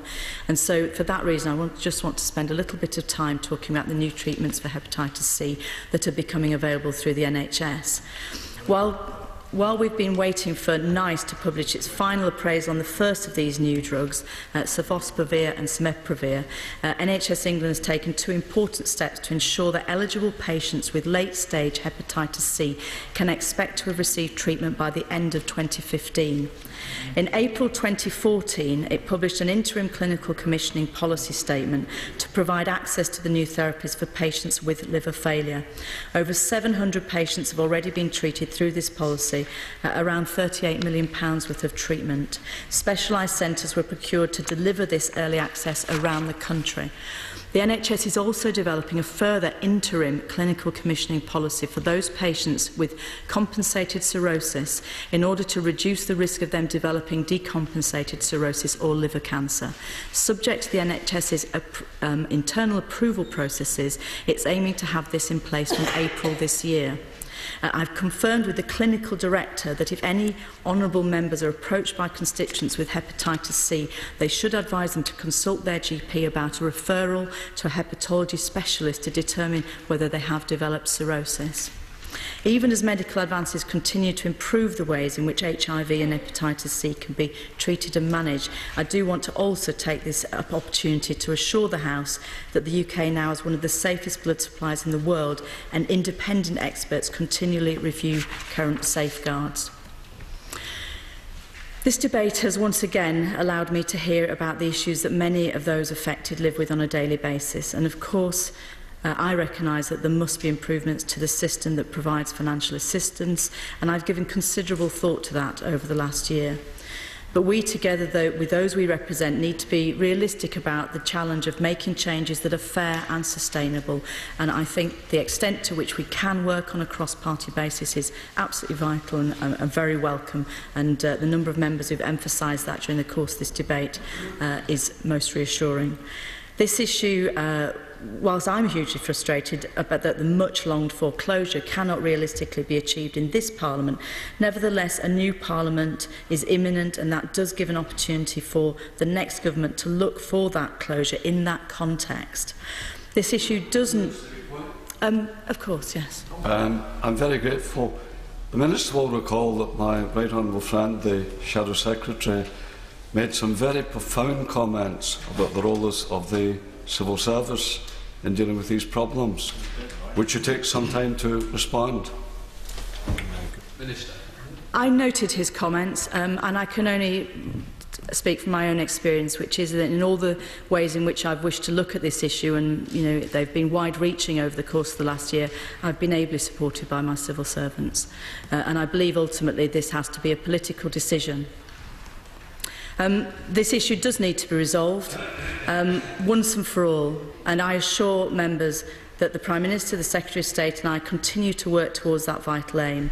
I have said that we will respond however late Penrose reports while the House is sitting.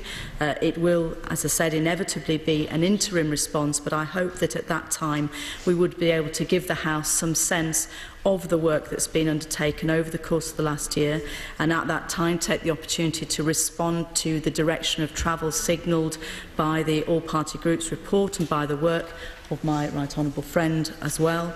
And in conclusion, I just want to say this was an utterly appalling tragedy, causing grief and sadness, as we've heard so often, to many people and their families, and the government must do right for those people, on behalf of whom so many members have spoken today.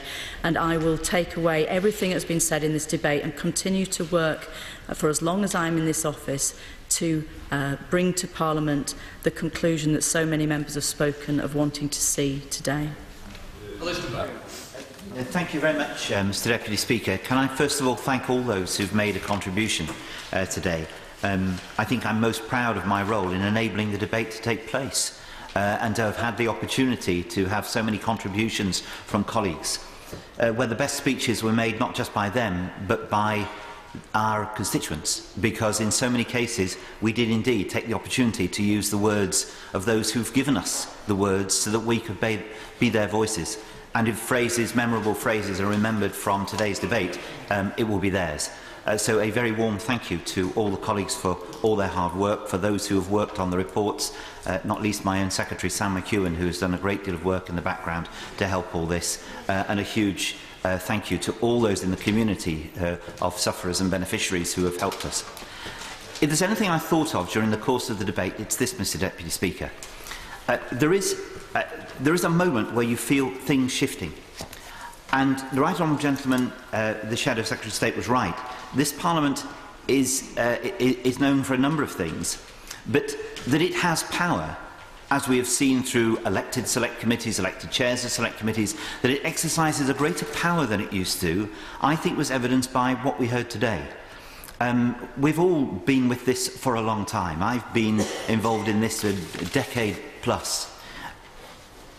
And I just got the sense that members of Parliament have just been here too long and have listened too many times to the same things. And almost a sense, not of anger, but the frustration becoming something else. I don't think a future Parliament will wear a government of any stripe that does not do something about this. Correct. Now, I think we recognise, and my honourable friend, the member for South Norfolk, put it plainly, and with the support of him and another couple of colleagues who are known to be very restrictive on public finance, with their imprimatur, I think we're into a new age in relation to this, because having seen something's wrong that will need some finance to put it right, I get a sense that the Parliament is going to demand that of its government. So, if government cannot respond before the election, and I do, as I made clear earlier, entirely understand and accept what the Honourable Lady said. Well, we've all got manifestos to write. All the parties have got manifestos to write. We could all put something in our manifestos that gives a clear commitment of what will happen should we form part of a government in the future. And there's no reason why that shouldn't be done by some degree of cooperation. And then those who have been so faithful in pursuing this, in circumstances which we've heard described today, will know that at last they have a Parliament that will no longer take no for an answer. Yeah. The question is, as on the order paper, as many of that opinion say aye. Aye. The contrary, no. The ayes have it. The ayes have it. We now come to the debate on the transatlantic